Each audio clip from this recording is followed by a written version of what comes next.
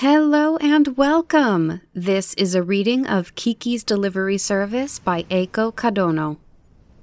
Once there was a little town, sandwiched between a deep forest and gentle grassy hills. The town was built on an easy southward slope, its roofs the color of dark slices of toast all in a row. Clustered in the center of town near the train station were the town hall, the police station, the fire station, and the school. It was a normal town. One could find anywhere. But if you paid close attention, you'd find things you wouldn't usually see. For instance, silver bells hung from the tops of tall trees. Even when it wasn't storming, these bells sometimes made a racket with their ringing. Then the townspeople would turn to each other and smile, saying, "Little Kiki must have gotten caught again." But how could someone so little ring the bells in the treetops? Well, if you looked to the east and peeked into Kiki's home, you'd find the answer. On a gate pillar facing the road hung a sign that read, "Sneeze Medicine," right next to a big green gate that sat wide open. Beyond the gate was a large garden and a single-story house. The garden grew herbs in neat rows with broad leaves and pointy leaves, all different kinds, and a pungent scent filled the area. The smell continued into the house and was strongest around the copper pot in the kitchen. From there, you'd have a perfect view of the front living room wall. Instead of paintings or family photographs as you'd expect, 2 brooms made of bundled branches hung there, a big one and a little one. And from the living room, you could hear the family's voices as they gathered for tea. "Kiki, when are you planning to leave?" said a woman's voice full of disapproval. "I think it's about time you let us know. You can't keep putting it off like this." "That again." A girl spoke now, somewhat annoyed.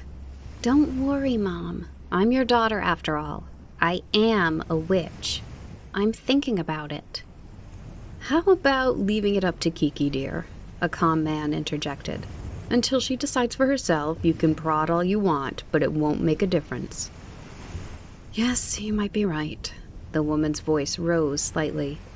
"I'm just anxious. I feel responsible, you know." In this house lived a family of witches. Well, Kokiri, the mother, came from a long line of witches. Okano, the father, was human. As a folklorist, he studied legends and tales about spirits and magic. Kiki was their only child, soon to turn 13. The 3 were talking over tea about Kiki's coming-of-age day. When daughters of witches and humans reached the age of 10, they decided whether to follow tradition and live as witches themselves. If a girl picked this path, she promptly learned her mother's magic and chose a full moon night of her 13th year as her coming-of-age day. For a young witch, this meant leaving her parents' house and moving to live on her own in a town or village in need of magic. Of course, finding a witchless town on her own is a difficult thing for a little girl to do. But over the years, witches' powers had grown weaker, and their numbers had dropped. Such important tradition helped them survive, as well as share the existence of witches with as many towns, villages, and people as possible. At age 10, Kiki had decided to become a witch and learn Kokiri's magic right away. Kokiri had 2 magic abilities. The first was growing herbs to make sneeze medicine, and the second was flying through the sky on a broom. Kiki quickly got the hang of flying, but as she grew older, she often found herself distracted by all sorts of things. For example, the big pimples that started appearing on the sides of her nose, or deciding which dress she should wear to her friend's birthday party. Whenever that happened, her broom would suddenly start to fall. One time, she was so busy thinking about the scratchy new underwear she was wearing that she ran into a power line.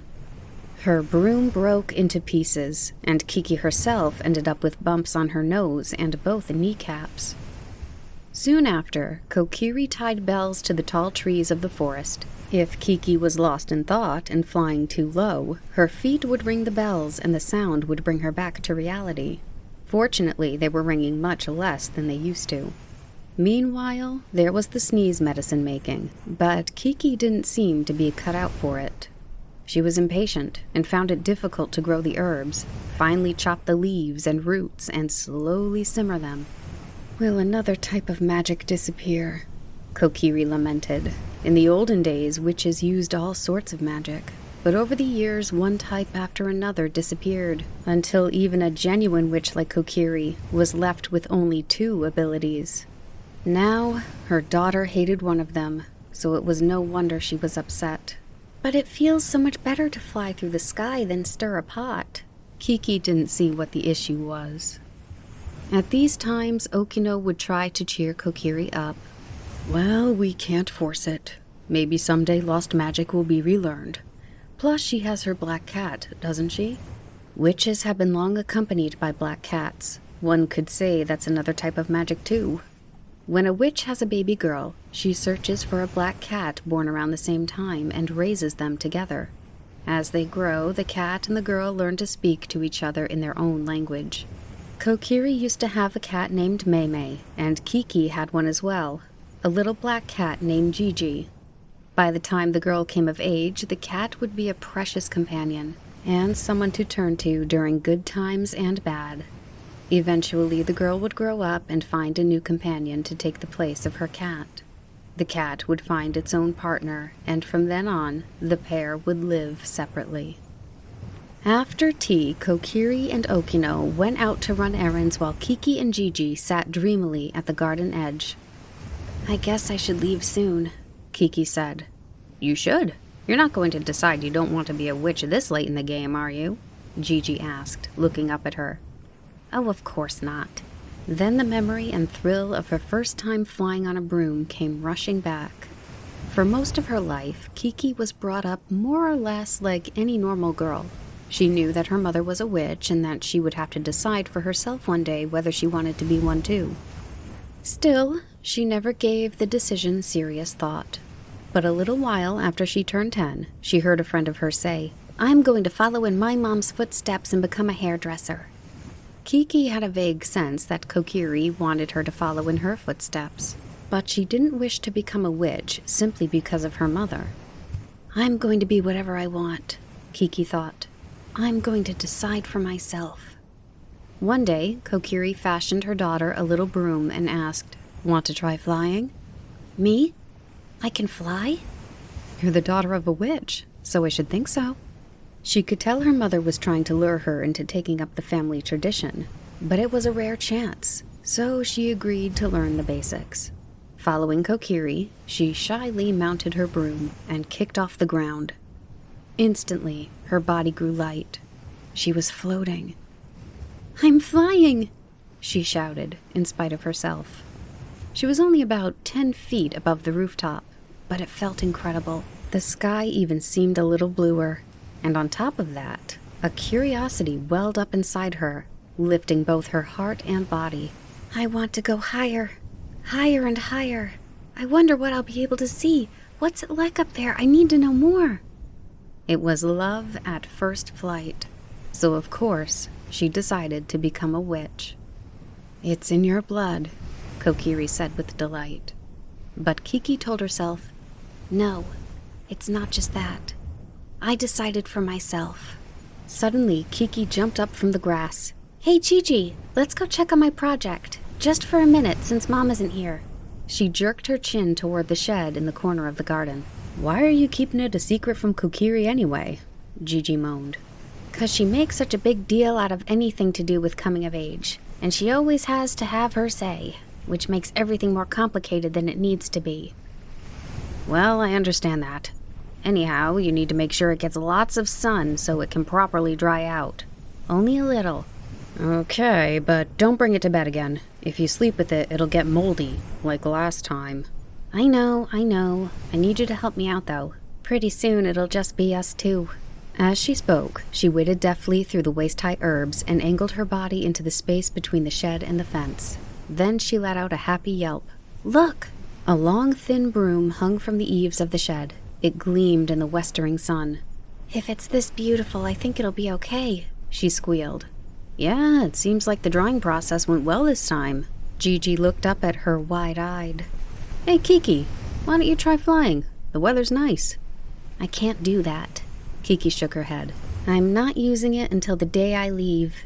It'll be here soon. I want everything to be brand new. My clothes, my shoes, and my broom too. I want to be reborn.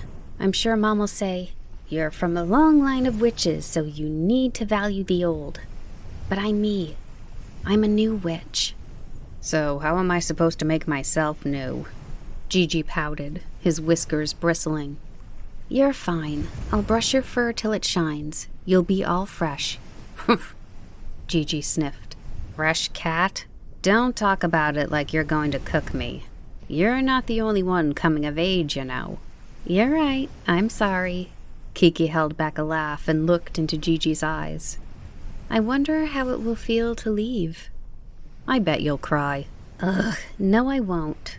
By the way, when are your family planning to do it? Gigi looked up at her again.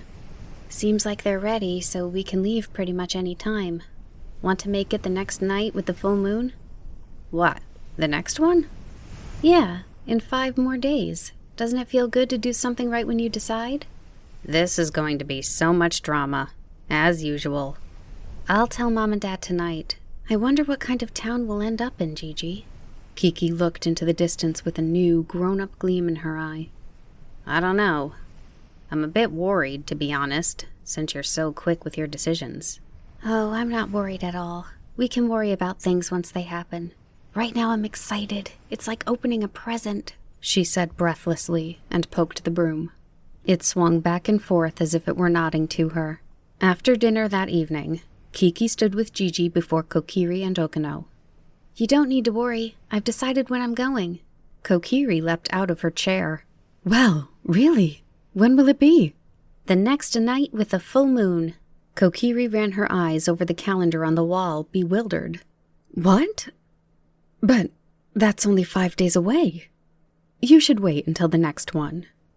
Kiki frowned and scrunched her shoulders. See, there you go again. You get mad if I dilly-dally, but then you complain when I actually decide. She's right, dear. It's not quite fair, said Okino. Sure, but there's so much to get ready. It's a lot of work for a mother, too. Flustered, Kokiri turned red.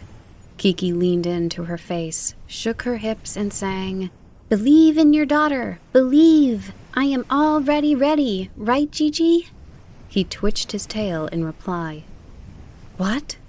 Kokiri's jaw dropped and she lowered her eyes. What do you mean you're ready? What did you do? I made a new broom. Gigi helped. Hold on, I'll go get it. Kiki opened the door and raced outside. Here it is. She was back in no time, showing Kokiri and Okino the broom she'd hidden by the shed. Oh, nicely done. Okino smiled. I soaked willow branches in the river and then left them in the sun. I did a good job, right, Mom? Kiki swung the broom to show it off. Kokiri slowly shook her head. It's a beautiful broom, but you can't use it. Why not? I don't want to use that little broom I've had until now. Flying is the only magic thing I can do, so I at least want to fly on a nice new broom. If flying is the only magic thing you can do, doesn't that make your broom that much more important? What will you do if you have trouble flying on something you've never ridden before? Your start is critical. Coming of age isn't so easy. Kokiri shook her head again and continued. We can only give you a little money, enough to eat for a year if you really keep your expenses down. After that, a witch has to survive on her magic.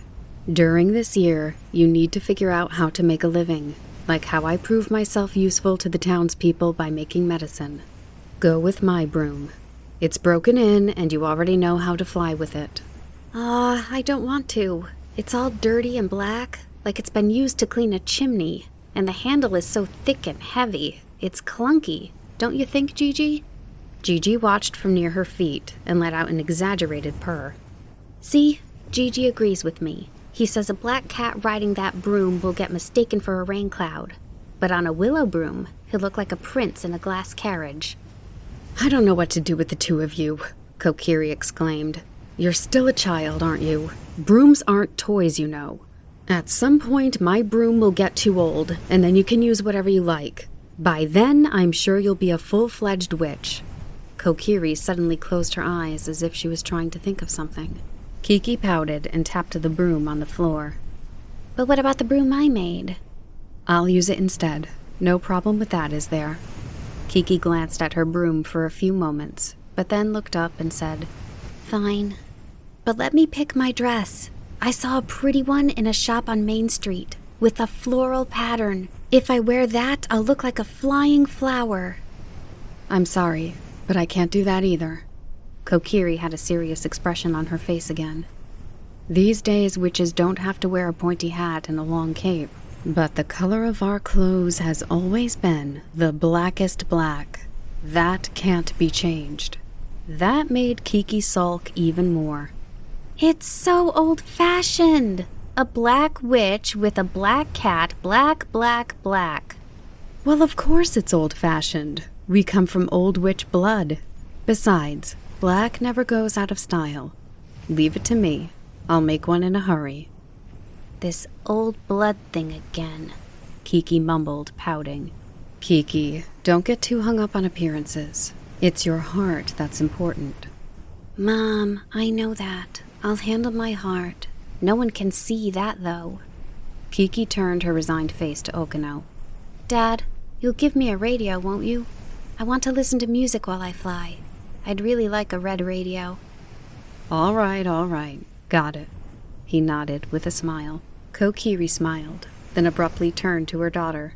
"Okay, that's enough for tonight. Good night, Kiki." And with her right hand, she used the hem of her apron to dab her eyes. Every evening, the moon grew bigger and bigger until the night it was finally full. Kiki's coming of age had arrived. That evening, when the sun started sinking in the west, Kiki put on the black dress her mother had made for her. She turned this way and that in the mirror, making it a whole production. Gigi by her feet wasn't about to be left out. He peeked into the mirror from side to side, then stretched and curled his body. Soon, they were both astride Kokiri's broom, posing in profile. "Okay, you two, haven't you primped enough?" Kokiri called to them as she bustled around. "Have a look at the western sky. There's barely any sunset left." "Mom, can you make the skirt just a little shorter?" Kiki asked, hiking it up and standing on her tiptoes. "Why? It looks good on you." "I think it would be cuter if you could actually see my feet." "This way is much more graceful. It's better to look mild-mannered. Of course, some people complain about witches no matter what you do. Now then, here's your lunch." Kokiri patted Kiki's shoulder and set a little bundle down next to her. "I used herbs so it won't go bad as fast. Don't eat it all in one place. I remember my mom did a great job making my coming-of-age lunch. She cast some spell on the herbs and the bread that kept it from going bad or even stale. It's a shame we don't know how to do that anymore." "That seems like the sort of thing that would be easy to pass on, though," Okino chimed in, coming in from his study with a book in his hand. "I wonder why it disappeared. Maybe that's just the nature of magic? It's strange that I'm a witch and even I don't know. Some say it's because there's no such thing as a completely dark night or perfect silence anymore.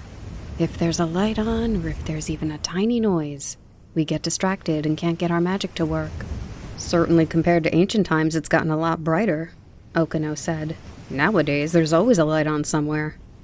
"Yes, the world sure has changed," Kokiri nodded, but Kiki, looking in the mirror, had a different idea.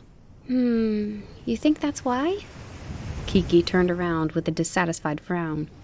"I don't think it's the world's fault that magic has disappeared. Maybe people hold themselves back too much." "Mom, aren't you always saying that witches must be quiet and modest? I hate the idea of living my life constantly worrying about what people will say. I'm going to do whatever I want." "Oh, that's quite a declaration." Okino's eyes widened dramatically.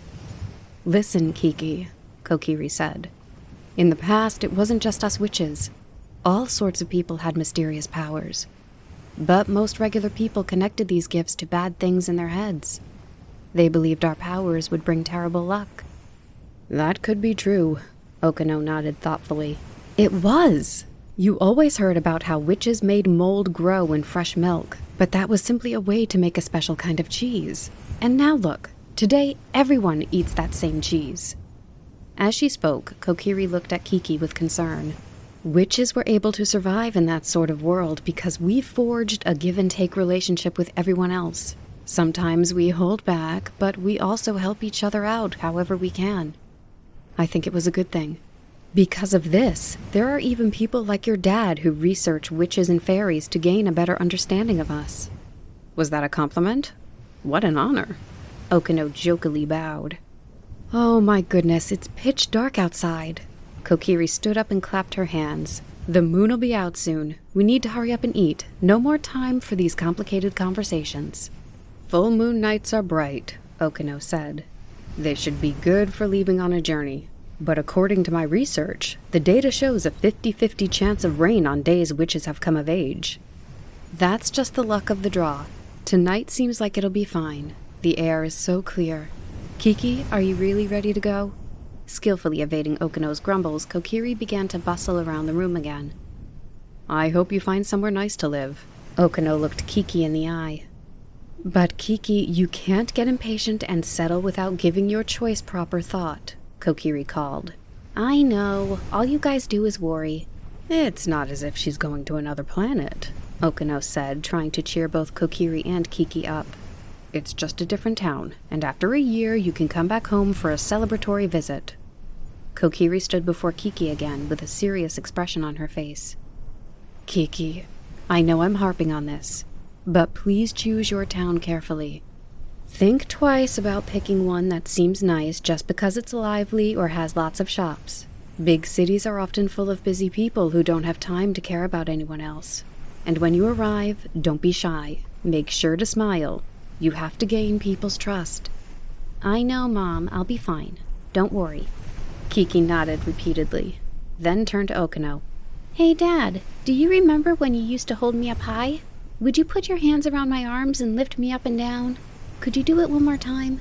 She looked down quickly, a little embarrassed. Sure, Okino replied with extra pep. He put his hands under her arms and tried to lift her. Whew, you're heavy. When did you get so big? Let me try one more time. He staggered a bit, but managed to raise her. I'm up, but it tickles. Kiki squirmed and laughed. Through the living room window, the light of the full moon poured over Mount Green in the east, just as they had expected. I guess I should get going. Kiki had planned on saying a proper goodbye, but all that came out was that simple line. She slung her bag over her shoulder and grabbed the broom that had been standing next to her. With her other hand, she picked up the red radio her father had bought for her. Then she looked at Gigi, who sat obediently at her feet. Okay, say goodbye. Gigi stood and looked up at Okino and Kokiri. We're counting on you, Gigi, said Kokiri. As usual, he twitched his tail in reply. Well, Mom, I'll write a letter as soon as I get there. Yes, keep us posted. If it doesn't go well, you can always come home, added Okino. That's not happening, Kiki hurriedly replied. Don't start going easy on her now. Kokiri shot a soft glare at Okino. When Okino opened the door, voices shouting, "Congrats!" came flying in. 10 townspeople were waiting at the gate. Kiki was so surprised she didn't know what to say. You knew she was leaving tonight? Kokiri asked hoarsely. We can't let our little Kiki leave without saying goodbye. And it's something to celebrate. Come back and ring the bells now and then. Bring us stories. Thanks, everybody. Kiki finally managed to squeeze that much out, then lifted Gigi to hide her crumbling face. I'm glad the weather's good, Okino said quietly, looking up at the sky. After exchanging goodbye after goodbye, Kiki hung her radio from the front of her broom, sat Gigi on the back, and jumped on. Once the broom was hovering, she turned around. Take care, Mom, she said to Kokiri from a few feet above. If she flew any closer, she knew they would both end up crying. Make sure to look where you're going. Kokiri's usual scolding voice sounded after her, followed by a burst of laughter from the townspeople. Kiki was relieved that her mom remained the same, even on this special occasion. After one final goodbye, she rocketed into the air. Gradually, everyone's waving hands below grew harder to see, and all the lights of the town twinkled like a starry night turned upside down. The full moon hung in the sky, watching over Kiki. Eventually, even the lights of the town faded, and all she could see below were mountains shaped like dark backs of animals. Hurry up and decide which way we're going, Gigi prodded behind her. Kiki looked in all 4 directions, flustered. South. I want to go south. I heard that if you keep going south, you eventually reach the sea, and I want to see the sea at least once. Is that all right with you, Gigi? Am I allowed to say no? Please don't, she yelled, and shook the broom a bit. Then why ask me at all? Gigi huffed. Anyway, I'm begging you not to mess this up. We're looking for a town, not the sea, remember? Yes, I understand that. Okay, south. She looked here and there and then sighed with relief. Got it. It's this way. The moon is on my left, so there's no mistake. With the whistle, she accelerated faster and faster. The wind blowing past her grew stronger, and the bristles of her broom sounded like a running river. Now and then she saw a scattering of lights between the dark mountains. Sometimes she came upon gray-colored fields, but that didn't happen very often. Mostly it was mountain after mountain. Kiki flew on and on. Faintly, the eastern sky began to glow lighter. Then, bright lights spread rapidly, chasing the darkness away, and the world that had been gray and navy burst into all sorts of colors. The hills were carpeted in the gentle greens of spring and looked light enough to float into the air. Pointy, rocky mountain peaks gleamed dewily. Kiki's heart pounded. She was impressed that a single ray of sun could make the world this beautiful. In a small valley, she saw a village with trails of smoke rising from chimneys. Before long, she found a narrow stream glittering between the mountains. Sometimes it snaked out of sight before showing itself again, growing bigger and bigger as it went on. Let's try flying along this river, she suggested. Rivers supposedly end at the sea. Kiki flicked on her radio and whistled along to the music. Her broom was catching a favorable breeze and cruising at a nice pace. You know, Mom was saying big cities can be hard, but I really don't want to live in a tiny town, Kiki said to herself. Then what kind of town sounds good? Chi-Chi raised his voice over the wind in the radio. One bigger than Mom's, with tall buildings, a zoo, and a station with trains coming and going. Oh, and an amusement park. What about you, Gigi? You're awfully greedy. As long as I have a sunny roof and a sunny bay window and a sunny hallway. Are you cold? Kiki interjected. Yeah, a little. Then come over here. Don't be afraid to tell me what you need. It's just us 2 now, she said, taking Gigi from where he clung to the back and putting him in her lap. Hey, Kiki, how about that town? Gigi asked after a while, abruptly poking his head out. The town directly below them was shaped like a round dish and surrounded by pretty green hills. From above, the cluster of orange and green roofs looked like carrots and peas in a soup. Seems nice, Kiki said. This type of place is probably good to live in, you know, Gigi said, putting on a knowledgeable air. But isn't it kind of small? Wait, look over there. Kiki suddenly pointed with a shout. Far below was a little black dot that seemed to be coming toward them. When she took a closer look, she realized it was a witch with a black cat on her shoulder. But this witch flew in herks and jerks, as if she were riding an unruly horse. Let's go say hello. Kiki aimed her body down. Oh. Still herking and jerking, the other witch widened her eyes when she saw Kiki. Age-wise, she could have been Kiki's big sister. Well, it's been a while since I met one of my own. Where did you come from? Could it be that today is your special day? The witch said, looking Kiki up and down. That's right. I just left last night. You could tell? Kiki steered her broom to fly alongside her. Of course I can tell. You look so dressed up, and your face is all tense. I was just like you once. I'm tense, huh? I thought I was pretty relaxed, but... Kiki giggled. When did you come of age? Almost exactly a year ago. How do you like this town? Kiki pointed below. I'm finally used to it. It was pretty tough. Worried, Kiki looked away. It wasn't so bad. The big sister witch shrugged proudly, and dimples appeared in her cheeks. She had a kind face. Kiki remembered Kokiri's advice about smiling. So that's the face I need. What do you do for a living? I'm a fortune teller. With my cat Poo-Poo here, I can tell how people are feeling, and I have a reputation for being right. They might just be flattering me, but, well, the townspeople are friendly. Nice. And you get to go visit your parents soon, right? Yes, that's right. I can return with my head held high, so I'm satisfied. It may not look it, but things are hard sometimes. I believe it. Seems like your broom is broken too. The big sister witch laughed. It's not. I'm just bad at flying. But if you don't fly every now and then, you start to forget you're a witch, and even who you are at all. Can't have that. Anyway, today I'm going to a ranch over the mountain because one of their cows is in a bad mood. That's why I'm up and out so early this morning. It's not really fortune-telling, but... Wow! You're going to see a cow? The trick to working as a witch is you take every job. This cow is a little strange, almost like a human. The other day, she was complaining that she didn't like the sound of the bell around her neck. Wow, how spoiled, Kiki laughed. Maybe she's into music. Changing her bell and singing to her for a bit put her in a better mood.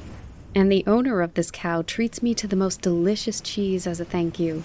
It smells so good, and when you grill it, it gets all stretchy and gooey. I'm really looking forward to having some more. It's great that things seem to be going so well for you. I'm jealous. You'll do fine. You're cute like me, and you seem fairly smart like me too. Plus you're good at flying. You do seem a bit on the feisty side, but, well, I'm sure you'll do your best.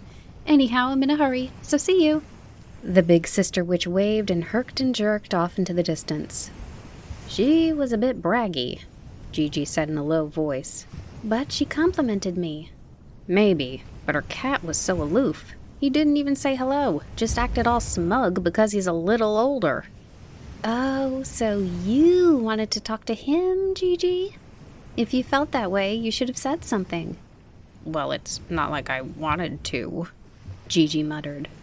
Anyhow, I've got my own things to figure out. Kiki speedily reversed and continued her journey. As she flew on, she passed a few towns that seemed nice. Each time Gigi would prod, "Why not make up your mind now?" But Kiki insisted on going to the sea. Just a bit further, only a little, she kept repeating. Eventually, there were fewer mountains, and in their place, more fields, villages, and towns began to appear. By this point, the river was wide and flowed in big twists and turns. Kiki and Gigi's little shadow across the water looked just like a fish swimming below the surface. "Oh, isn't that the sea?" Gigi shouted. Kiki had been distracted by the view below, but when she looked up, she saw a line of light off in the distance, separating the blue sky from the water. Yeah, that's the sea for sure. You noticed it right away. What? So it's just a big puddle? Gigi seemed dissatisfied. No, it's amazing. It's wonderful, isn't it? Kiki shouted in utter delight as she gazed as far as her eyes could see up and down the coast. Suddenly, she noticed a town right where the river emptied into the sea. A town! Oh, look, a big bridge! She shouted again. Oh, a train! Gigi exclaimed at the same time. Let's check it out.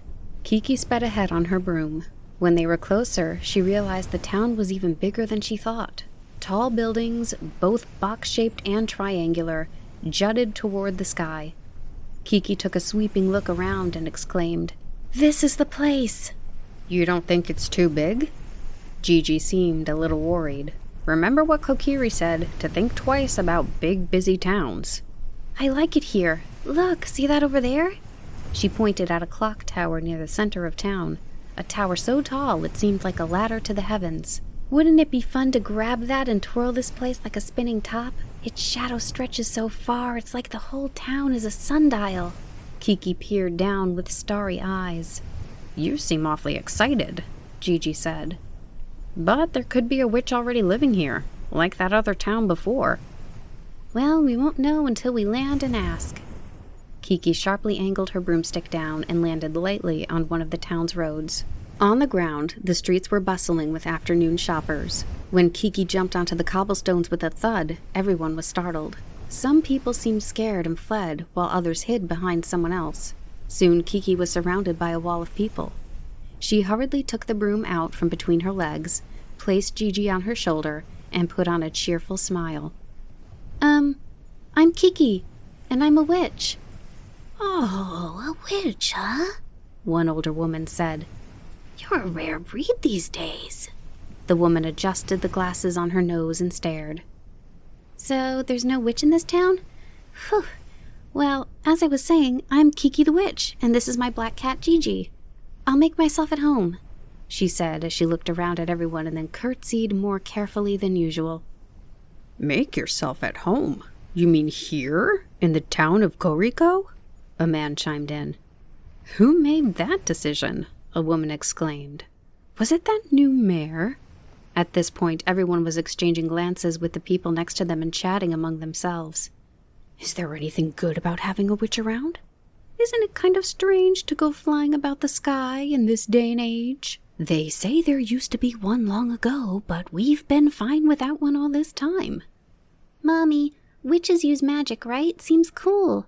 They do outrageous things. You'll get scared. Do you have some wicked plot?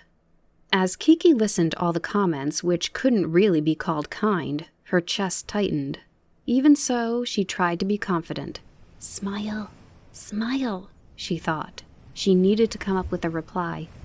I'd love to live in this town. It's pretty and I like the clock tower. Kiki complimented them.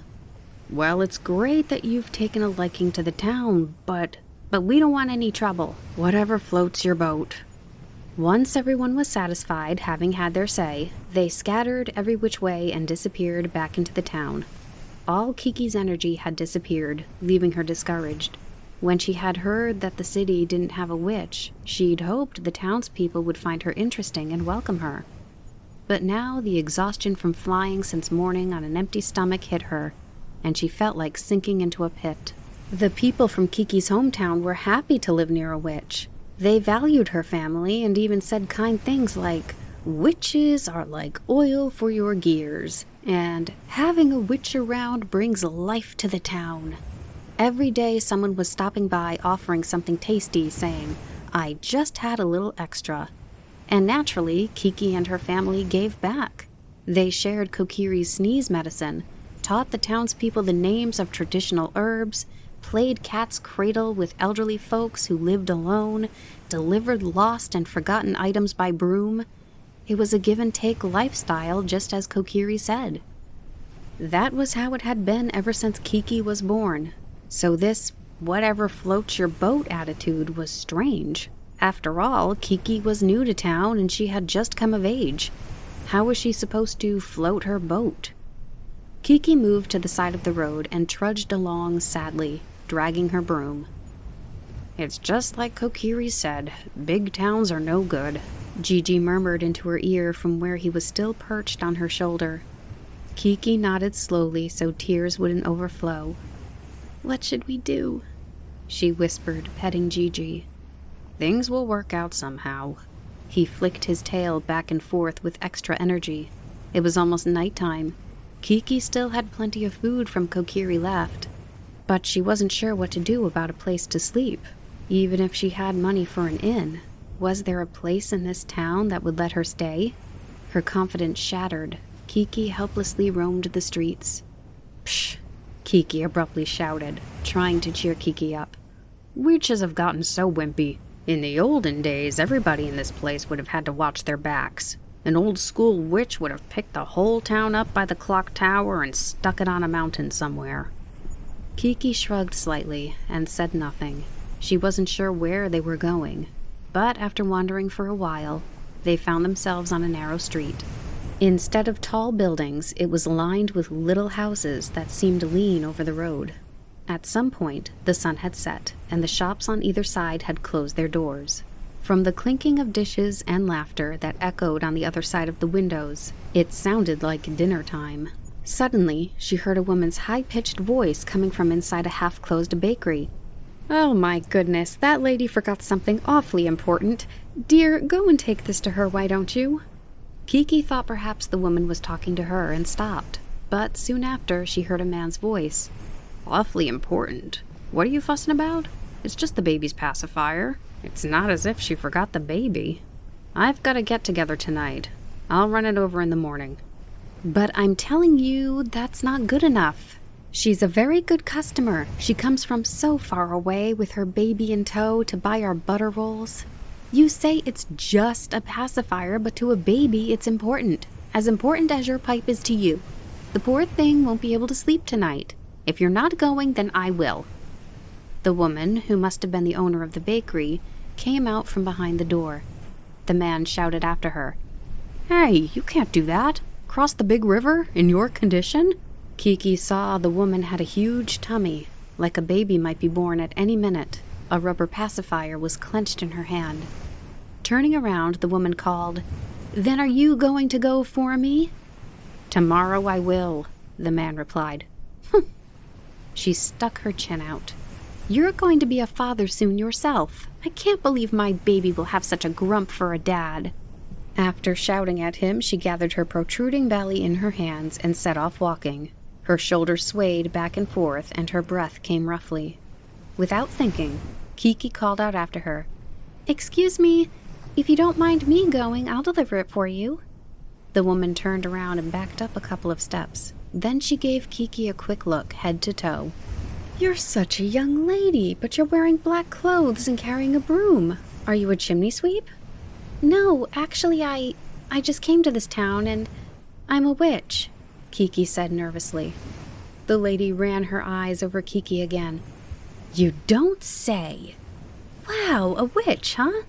I've heard about them before, but this is my first time seeing one." She heaved a sigh.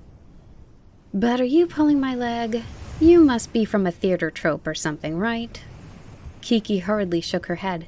"No, I'm really a witch, so if you need something delivered, I can do it easy peasy. Please let me help you," she offered politely. "A real witch, you say?" "Well, delivering it will be a bit of a trip. Is that all right with you?" "Sure, I don't mind going any distance. Although if it's too far north... It's not up by the North Pole, is it? My dress isn't very warm and I don't have a cape." The lady burst out laughing. "I think I like you. So you'll do it then?" "Yes, of course." Kiki smiled and nodded. Then she suddenly grew worried. Ma'am?" "Ugh, don't ma'am me." The lady put her palms up to ward off the formality. "I'm a baker, and the name's Osano." "Then, Mrs. Osano, I'm going to fly it over. Is that all right?" "Now you're going over the top. You don't need to take an airplane." "No, I'm going to take my broom." "What?" Osano cocked her head and worked her mouth open and closed until she could finally utter, "This sure is a strange day." Then she shook her head clear and said, "You can be a witch or a scarecrow, you can fly or swim, it's all fine by me. I don't like to make things too complicated. What's important right now is delivering that pacifier." "Hearing you say that puts me at ease," Kiki grinned. Gigi waved his tail charmingly from her shoulder. "If that's the case, then let's get this done as soon as we can," Osano said, digging around in the pocket of her apron. "I'll draw you a map. Also, it's not that I don't trust you, but once you've delivered it, have the baby's mother write her name on this. When you bring it back, I'll be waiting with something to thank you." "Wonderful!" Kiki shouted. Then she took the map and the pacifier, mounted her broom, kicked off the ground, and climbed to the sky. "You really are a witch, huh?" Kiki heard Osano's surprised voice at her back as she flew away. When Kiki arrived with the pacifier, the baby was wailing. But once his mother popped the pacifier in, he smiled. The baby's mother was very appreciative and signed the map at Kiki's request. "You really helped me out," she said, and thanked Kiki over and over. Kiki felt incredible as she flew back to the bakery, and hearing that she had really helped, breathed new hope into her discouraged heart. "You know," she told Gigi, "I'm feeling all right, so you can feel better too." He sniffed. "Geez, I'm starving all of a sudden." "Me too." Kiki reached out and patted Gigi's stomach as they continued on her broom. "Once this errand is done, let's go find a tree to sit under and eat the lunch Mom packed for us. But only a little. We have to make it last. I'm glad the moon is shining so bright tonight." Osano the baker was still standing in the same place Kiki left her, looking up at the sky with her mouth hanging open. Once Kiki quietly landed, Osano blurted, "Flying really is handy, huh? Will you please teach me how?" "That's impossible. If you don't have witch blood in you, you won't be able to fly." "Oh, Osano said disappointedly. But we don't know for sure that I don't. What do you think? Do I look part witch? She let her belly go, then spread her arms and flapped them like bird wings. Kiki looked away and laughed a little. As I thought, it seems you're not a witch. As you thought? How can you tell? I just can, I suppose. Well, that's no fun. But you're right, it's probably impossible. I never heard anything about my grandma or any great-grandmas being witches. Anyway, how was the baby? Kiki handed her the map with the mother's signature. He was crying, but he cheered up right away. It made me happy, too. That's great. Okay then, Miss Witch, I need to thank you. Please call me Kiki. And I don't need anything in return. I'm happy to have met someone so nice. That's more than enough. Like I said, I just arrived in town. My, how humble, Osano said. Well, I'm sorry, I only have the things that didn't sell today, but... She handed Kiki a bag holding 5 butter rolls. Ooh, these look delicious. I'm happy to take them, Kiki said breathlessly.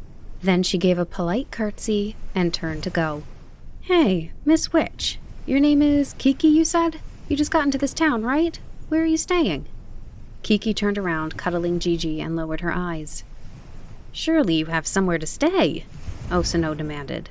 Kiki remained silent. What? You have to speak up about things like that. In that case, use the 2nd floor of our flower house. It's small, but it has a bed and running water. Really? Kiki shouted, squeezing Gigi without thinking. If you don't like it, you can look for a better place tomorrow.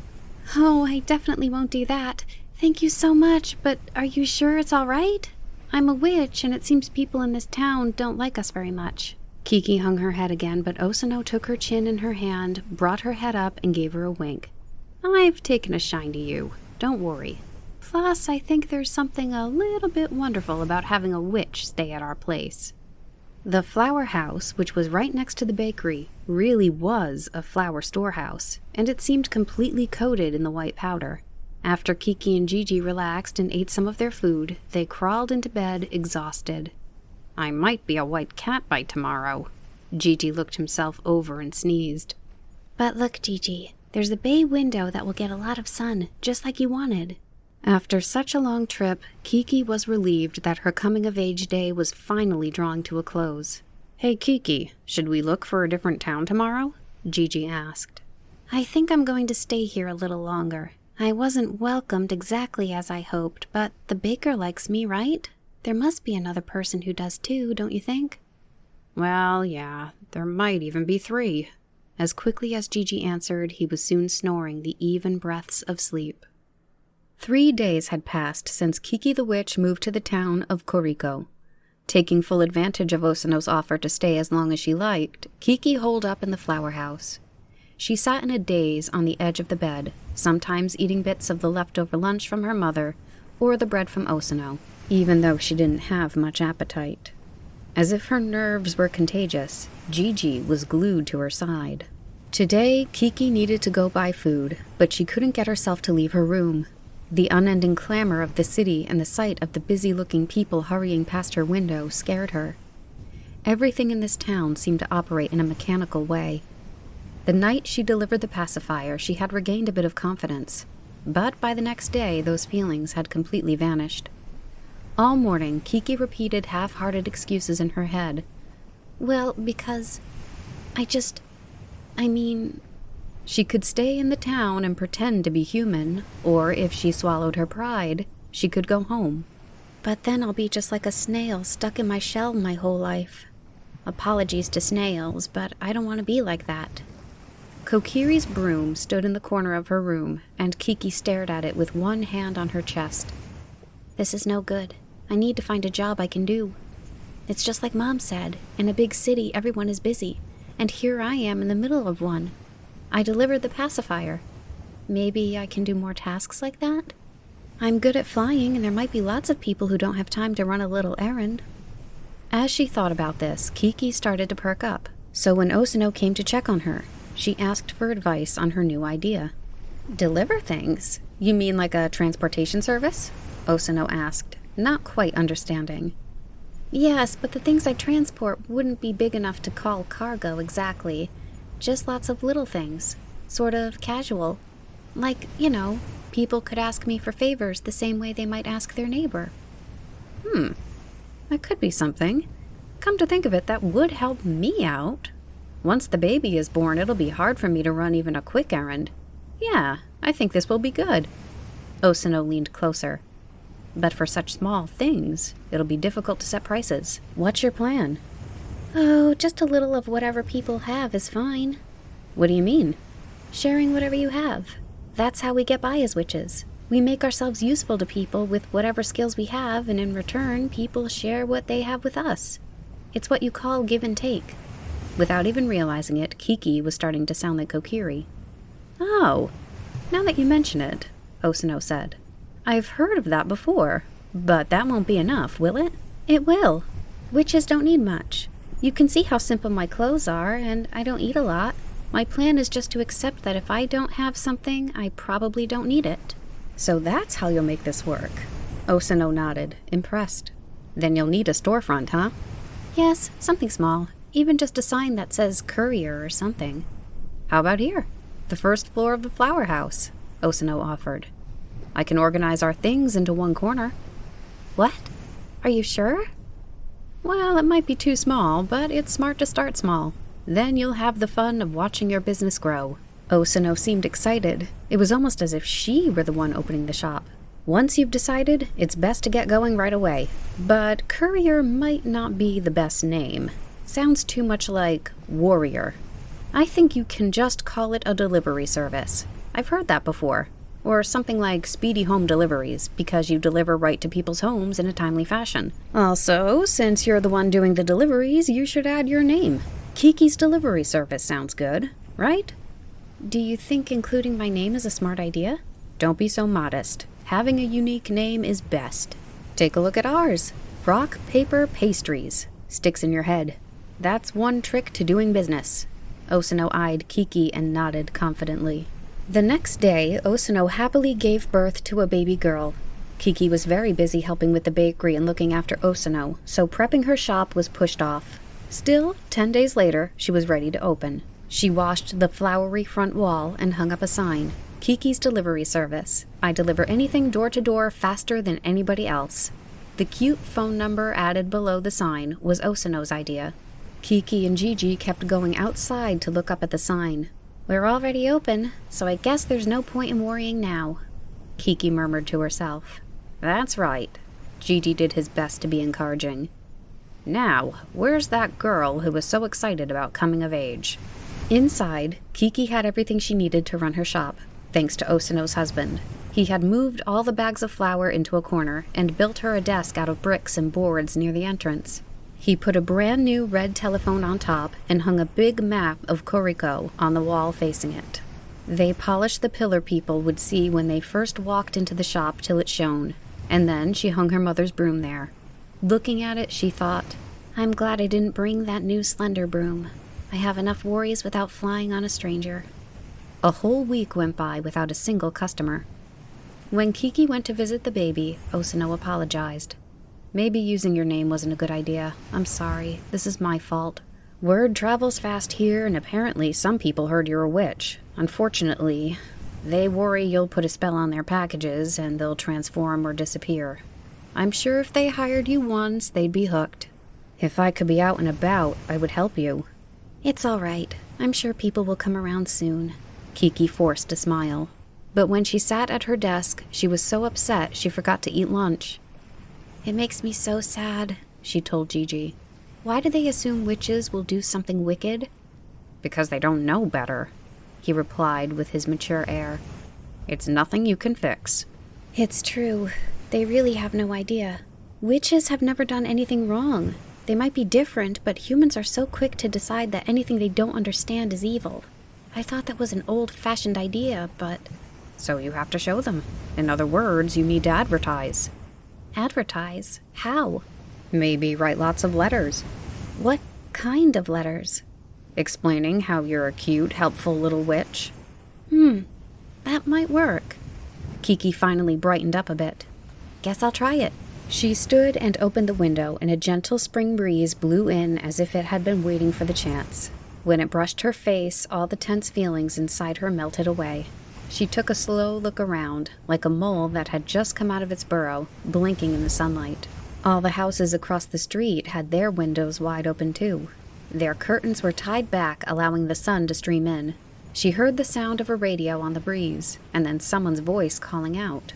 Suddenly, her eyes landed on the window of a building a short way down the street. A young lady was waving her hands. "Here! Over here! Come over!" She motioned insistently, and no matter how Kiki looked at it, the gesture was directed at her. "Me?" she asked, pointing at herself. "Yes," the lady nodded. Kiki quickly took in the view and counted. The lady was in a room on the second floor, 4 buildings over. When Kiki went inside and up the stairs, a door was already open, so she assumed she had the right place. In the apartment, the waving lady stood in front of a mirror and was putting on a red hat with one hand and holding a sky-blue suitcase in the other. "Oh, come in, come in." She spoke rapidly when she noticed Kiki in the reflection. "I heard about you from the baker. You deliver things?" "Yes, I do." "She said you fly?" "Yes." Kiki lowered her eyes, worried the lady was going to complain. "She said all you need in return is a little something?" Kiki nodded. "You sure are adorable, though. I always thought witches had fangs and horns." She sounded surprised, but her expression was bored. Kiki nearly shouted, "That's not a nice thing to say," but managed to catch herself. The woman must have noticed her reaction. "Sorry. It's just that we've never had a witch in this town, you know? At least I haven't seen one before. And they're always so scary in stories. By the way, how much counts as a little something? If you fly, it must be expensive." "No, just a little of whatever you have is enough." "Whatever I have? Have of what? I mean, I'm a seamstress, so I could have the length of your skirt. I'm taking up and letting down hems all the time." The lady turned around, and for the first time she looked Kiki up and down, wrinkling her nose. Then she shook her head, clucking her tongue in disapproval. "Tisk, tisk, tisk. That dress is cute, but it's a bit long, isn't it? The style these days is to show your knees." "Ah, yes, that's the perfect trade. I'll be back in 3 days, and then I'll take your hem up." "Why don't we have that be your fee?" "I don't even know what I'm delivering yet, and you're already deciding the fee?" Kiki stood there frowning a little. The lady looked in the mirror and pinned on her hat, then spoke even faster than before. "I got called by a client far away, and I have to race over there. Once she decides she wants a dress, she needs me to come right away. So impatient." The lady pointed at a birdcage covered in white lace sitting on the table. "This is a present from my nephew's 5th birthday, and I'd like you to deliver it for me. He said he wanted a new bird cage and a stuffed toy. He made me promise I'd deliver it today by 4 o'clock. If it's even a little late, he said he'll make me do 94 headstands. Just try doing that many. You'll forget which end is your head and which is your feet. There's only an hour left. Don't be late. I'm begging you. The address is 10 Apricot Street. If you go up the river, it's the road behind the big flower shop on the outskirts of town. The name, they'll understand if you say Buzzcut Buster." "Okay, thanks in advance." When she'd finished her mile-a-minute explanation, she rushed Kiki out of the apartment, handing her the covered birdcage with the stuffed toy, and then left herself. Kiki flipped up the lace and looked inside the cage. "Oh, Gigi, he looks just like you. How adorable." Sitting on a silver cushion inside the cage was a stuffed black cat with a mint green ribbon tied in a big bow around its neck. Kiki put her broomstick through the handle of the bird cage, so it was positioned right behind her and the radio. "Keep a close eye on it," she told Gigi as she sat him on the broom's bristles. Then she zoomed off. "Been a while since I've flown," Kiki exclaimed. "It feels so good." The sun was already shining brightly in the western part of the sky. Now and then, the wind flipped up the lace covering the cage, and Gigi stared in. "Look at him wearing a ribbon all fancy-like," he grumbled. Then a moment later he muttered to himself, "Perched on that thing." "Oh, do you want a cat cushion too?" Kiki turned around and smiled at him. "How are you jealous of a stuffed animal that can't even move around?" Gigi ignored her and slowly crept closer to the cage. Then he extended a paw and pulled it closer with his claws. The broom jolted with a wobble. "No! Hold still!" Kiki yelled. Gigi pricked his ears up and pulled his paw back to his mouth. "Gigi, do you want to go in the cage? Seriously?" "I mean, it's so pretty." Ugh, Gigi, sometimes I can't believe we're the same age. She smiled at how ridiculous he was being. The broom began to fly smoothly again. But as if he had been waiting for that moment, Gigi swiftly clawed the door open and tried to climb into the cage. The broom wobbled horribly. Eek! Kiki rushed to grab the broom, but before she had the chance, the stuffed cat spilled out of the open cage. Oh no! It didn't matter if she screamed or reached out her hand. It was too late. The stuffed toy spun like a black pinwheel as it fell from the sky. Kiki immediately swooped after it. The leafy green forest below grew closer and closer until Kiki plunged in, tree branches whipping her body. Eventually, she found a little clearing and touched down. Then she got straight to searching, waving her broom to look through the bushes and tall grasses as she walked along. But she couldn't find the cat. The forest was huge, and the trees were covered in soft leaves. If the toy had gotten caught in the canopy of tangled branches above, she would never be able to find it. On top of that, the stuffed animal was light, so the wind could have blown it in an entirely different direction.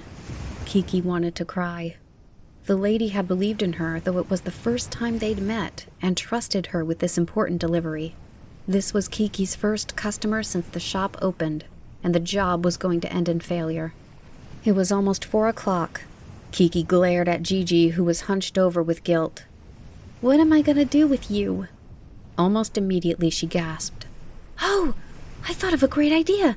Gigi, you get in the cage instead. Gigi gazed up and backed away, shaking his head. You were the one who wanted to go inside. Just get in there. We're out of time. Kiki raised her voice and pointed at the cage, her eyebrows angled in a way that meant business. Gigi raced into the cage and sat on the silver cushion, which was still inside. Kiki closed the door and spoke gently. It's just for a little while. As soon as I find the toy, I'll come back and swap you out. He looked up at her with regret in his eyes. So I'm a stuffed animal now. That's right. I can't meow? Nope, just go to sleep. It'll be the easiest. Can I breathe? As little as possible. But this is horrible. I'm up against Buzzcut Buster.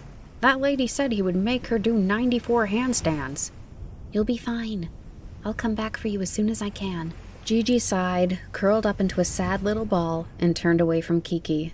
This time she carefully hung the bird cage in front of her before taking off in a hurry. Kiki flew along the river, checking the names of the streets at each intersection, and she had no trouble finding 10 Apricot Street behind the flower shop. When she rang the doorbell, she heard thudding footsteps. Then the door swung open. Auntie? Standing in front of Kiki was a boy with 1 bandage on his cheek, 1 on his nose, 2 on his forehead, and 3 on his knees. I'm sorry, your aunt couldn't come, but I came in her place. Here are the presents she promised you. Happy birthday. When the boy took the cage, he peered inside right away and then started jumping up and down, holding it tight. Through a gap in the lace, Kiki could see Gigi bouncing around inside with a grimace on his face. Oh, hey, Kiki quickly said. Be nice to the kitty, okay? I will. I'll take good care of him. I'll fold him up properly and put him in my pocket. The boy stuck his tongue out. Eep! A pitiful noise sounded from inside the cage. Well, see you later, Kiki waved to the boy. Oh, will you have something else for me? Well, perhaps. And with that, she mounted her broom and raced off. When Kiki returned to the clearing, she realized the forest was actually part of a park. She took another careful walk around the area where the stuffed toy had fallen, but she couldn't find it anywhere. At this rate, she worried Gigi would remain with that Buzzcut Buster forever. He would never come home, even though they had just started life on their own as a pair. Dusk approached, and Kiki leaned against a tree at wit's end. She looked down and clutched the skirt of her dress. The best option I have is to cut off the hem of my dress and make a stuffed black cat myself. I always wanted a shorter skirt, so I guess it's worth a try. Just then, she faintly heard someone singing. The bad black is a smoky black. The good black is a black cat black. But the best of all is a witch's black. Blacks come in all different, various hues. So come on now, you have to choose. Startled, Kiki whirled around and spotted a cottage beyond the trees she had been leaning against. Behind a section of a hedge that had grown wild, the cottage window was open, and a woman with her hair tightly pulled back faced away from Kiki, painting a picture. Maybe she saw something. I'll go ask. Kiki made her way through a gap in the hedge and crossed the flowering lawn to approach the house. When she peeked through the window to call out to the woman, she realized that the woman's picture was cat-shaped. With a start, she looked beyond the painting and gasped. It was the stuffed animal she had lost. The woman heard her and turned around. Face to face, they both shrieked. Oh, phew, oh, good. They both sighed in unison. I'm so glad I found it. I'm so glad I found it. What? The two eyed each other, puzzled. For me, it's that black cat toy. For me, it's you, a girl in such a wonderful black dress. Their voices overlapped, and their sentences meshed into nonsense. For me, it's that black girl wonder cat dress toy. Kiki finally composed herself and asked the woman clearly. Did that stuffed cat fall out of the sky by any chance? The woman looked at Kiki curiously. I don't know if it rained out of the sky or welled up out of the ground, but I found it in the forest a little while ago. I've been searching for a good black to paint for my exhibition. The real blackest black, you know? If possible, a witch's black. I'm just making do with the stuffed animal for right now. The woman stopped talking, but when she ran her eyes over to the broom Kiki was holding, she yelped. Could it be that you're a... Yes, I'm a witch. The moment Kiki responded, the woman practically jumped out of the window to grab her hand. If you like, the woman said, I'll give you this cat back, but would you come inside and sit for me? I was even thinking about moving because I heard there hadn't been a witch in this town for ages, and now a witch has come to me. Come and sit down. Kiki was nearly swept up by the woman's momentum, but she flailed and said, I will, just not right now. If I can have that toy, I'll bring back a real black cat, a witch's black cat. Then you can paint both of us. Really? For sure, Kiki shouted with a nod. Once she had the stuffed toy in hand, she rushed off, without looking back. It's a promise, then, the woman called after her. By the time Kiki reached Buzzcut Buster's house, it was completely dark outside. Kiki tiptoed up to each lit window and peeked inside. Oh, there's Gigi. He was in bed with Buzzcut Buster, who hugged him tightly. Gigi was far from properly folded. He was crumpled. His face was turned toward his back, clamped down by the boy's hand, and his stomach was being crushed by the boy's arm. On his nose, he had a bandage that matched Buzzcut Buster's.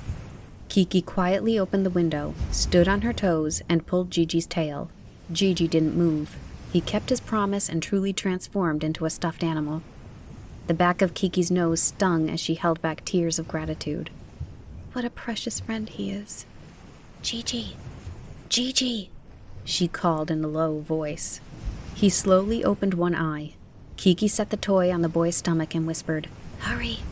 Gigi slipped away from the boy and bounced like a ball into Kiki's arms. She couldn't tell if he was laughing or crying, but he was purring deep in his throat.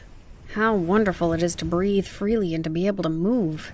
Gigi looked around with renewed curiosity as he and Kiki flew through the sky. About that, she said without looking at him. Sorry, but there's something else I need your help with. This time you don't have to pretend to be a stuffed animal, though. You can laugh, cry, whatever you like. That'll be a piece of cake, then. Gigi nodded as if he understood everything perfectly. But when the painter sat Kiki and Gigi down next to each other, she ordered, Straighten up, Mr. Witch Cat, curl your tail, and make a serious face. Okay, good. Now hold your breath. Just like that. Don't move. Gigi bristled angrily. That only made the painter shriek with delight. Oh, fantastic! That's a witch's cat for you, just like that. As Kiki sat there prim and proper, she was thrilled. There's another person who likes me. That night, Kiki wrote her first letter to Okino and Kokiri. I decided to live in a place called Koriko. It's a big town near the sea. At first I thought it might be too big, but it turned out to be perfect for the type of work I started to do. I started my own business, Kiki's delivery service. She wrote about everything that had happened so far, leaving out the moments when she felt discouraged, of course. She ended her letter like this. The seamstress said she would halve the length of my skirt, but I think I'm going to have her make a silver cushion for Gigi. Next time I'll send a picture of his calm face. We're having fun, so please don't worry. Take care, both of you. Bye for now. Kiki opened the front door to her shop and instinctively shaded her eyes with her hand. It's so bright. When she first arrived in town, the sun had beamed down with a mild, playful glow. It wasn't all that different from the sunlight in her small town back home with its many forests, but now it pounded down ruthlessly, as if taking aim and hurling itself. Summer by the sea is something else, Kiki murmured. It's hard to breathe. She undid one of the buttons at her collar to cool off, then stood up on her toes. Oh my gosh, it's not as if I'll be able to see the sea on tiptoe. I must be thinking of Mom's letter. Back home, she would stand on tiptoe in her front garden, where she could see as far as the eastern peak of Mount Green. The note she received from Kokiri 2 days ago reminded her of the mountain and the little town she left. Yesterday I was out, so I stopped by Mount Green on my way home. I remembered how when I would send you on an errand and you would stop off there and take forever to come back. The grass was almost up to my knees. I sat there for a while looking up at the sky. And then what do you suppose happened? I fell asleep. The grass smelled so sweet, and the breeze was blowing so gently. I'm not sure how long I slept, but when I woke up I rushed home. When your dad saw my face, he laughed. He said I looked just like you, with marks from the grass on my cheeks. I ended up laughing too. Kiki remembered playing on the fields of Mount Green under the blazing sun and walking the roads of her town. She missed it so much her heart ached. Okay, she said, shaking off the sad feelings. Let's get the day started. Switching gears, Kiki decided to polish her broom with a soft cloth. Caring for her equipment was something she had done every morning since opening her delivery service. Oh, what a busy bee you are. At it today too? Osano came out of the bakery next door, carrying her baby, and spoke to Kiki through the open window. No matter how much effort you put in, I don't think you'll get much work today. The town is empty. Well, there does seem to be one determined boy cleaning the alley, but otherwise there's almost no one around. Kiki looked up and peered out at the street. Sure enough, all she could see was the high contrast of dazzling sunlight and black shadow. Today is Sunday, Osano explained. Plus, it's the middle of summer. Everyone's gone to the beach. The beach? Why? To go swimming, of course. Why don't you take the day off and go too? But it's so hot. Oh, sheesh. That's the whole reason to go, isn't it? It'll feel good. It's rough living here in the summer, if you don't go to the beach. But I've never been swimming before. Even more reason to go. If you need a swimsuit, I'll lend you one. I happen to have a black one from when I was younger. Witches have to wear black, right? But you're not going to come, Osano? With the little one, I can't. I'll just have to suffer through the heat this year. You're lucky you can easily fly over. I'll go with you, though. I can watch the baby. Kiki reached through the open window and softly brushed the cheek of the child sleeping comfortably in Osano's arms. I'm fine. You haven't had any chance to relax since you got here. You've been getting more work little by little. So go take it easy for a change. You can simply lie on the sand. Just wait a minute and I'll grab the suit for you. If you wear it under your dress, it'll be easy to change when you get there. Osano bustled back into the house. The beach, huh? Kiki murmured before turning to Gigi. Should we go check it out? Gigi was lying like a pat of melted butter, sprawled on the steps in a shady spot where the breeze was better. He answered in a nasally irked voice. You're telling someone wearing a fur coat in this heat to move? How cruel. But we'll be flying into the sea breeze. I think it'll feel much better than sitting at home. Plus, I need to take the broom out for a fun flight now and then. Now and then, huh? Gigi sniffed and sluggishly rose to his feet, flicking his tail. Kiki bobbed her head with a smile and set about closing the shop's windows. When Osano brought the swimsuit, Kiki stretched it out first, then slipped it on. The fabric snapped back and clung to her skin like a rubber band. Is this how it's supposed to fit? Kiki asked Osano, shrinking in embarrassment. Yes, you look great. I'm jealous of how well the suit fits you. It's like my body is squished. It feels weird. You're fine just as you are. Plus, once you get there, everyone will be wearing the same sort of thing. All right, get going. Kiki put her dress on over the swimsuit, and with her broom and radio in hand, she went outside with Gigi. Then she hung a sign on the door that said, "Closed today." Kiki and Gigi raced across the blue sky. The radio was playing a cheery song, and Kiki swayed to the music. This feels great. She skillfully caught the wind and flew side to side in big weaving curves. Flying really is fantastic. It's no wonder Osano wanted to learn how. Kiki squinted down at Koriko. The town spread like two butterfly wings from either side of the big river. It seemed to be moving to the music too. Gigi tapped her back. "Hey Kiki, there's some kind of announcement on the radio." At some point, a weather forecast had interrupted the music. "We repeat, this important warning. The gusts known as mischievous marine winds may blow today off the coast of Koriko. True to their name, during this time of year, these winds come whipping through without warning. Everyone who is out swimming, please be careful." "See? It says the weather is going to get bad," said Gigi. "What? But it's so nice out." Kiki wasn't worried at all. "Look, we can see the beach. There are plenty of people playing. The forecast must be a mistake. You always expect the worst when we're trying to have fun. It's a bad habit." "Being too giddy isn't a good habit either." Gigi bristled and turned away. A moment later, Kiki angled the broomstick to descend. She landed softly on an isolated patch of sand. Kiki had never heard of a witch going to the beach, so she thought it would be better to avoid sticking out. Kiki sent a sidelong glance at the more crowded area. Everyone was absorbed in their fun. Some people were having sandball fights, while others were buried in sand up to their necks. Some were sunning on their backs, some chased waves at the water's edge, and some swam in the ocean with big strokes. There were so many different things to do at the beach, and wherever she looked, she found smiles and laughter. The wind picked up and noisily whipped at the fabric of the beach umbrellas. The waves grew a little taller, too, and the shouts of the surfers grew more excited. Carrying the dress and shoes she had taken off, Kiki nervously hunched, hiding her body. It was her first time barefoot in sand, and though it wasn't even noon yet, the sand was so hot it was impossible to move slowly.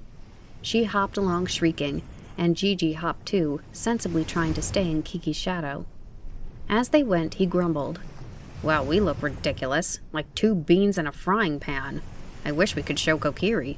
When they finally made it to the crowded section of the beach, Kiki imitated the others by digging a hole and lying down in it on her stomach.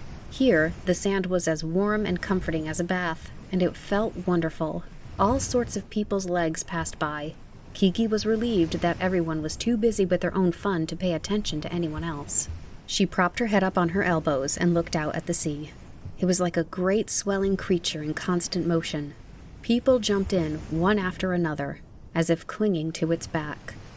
Kiki realized her mother hadn't told her anything about the sea. Perhaps it was only natural since Kokiri had never seen it. "Maybe I'll go in too," she said to herself. "Kiki, witches might melt or something if they go in water. Don't do it." Gigi eyed her anxiously. "Look how much fun everyone else is having. I don't think there's any reason it would be bad just for witches. I want to try dipping my feet in at least." As Kiki sat up on the sand, she spied a mass of black clouds on the horizon that hadn't been there before. Looking around, she watched little whirlwinds of sand spin by.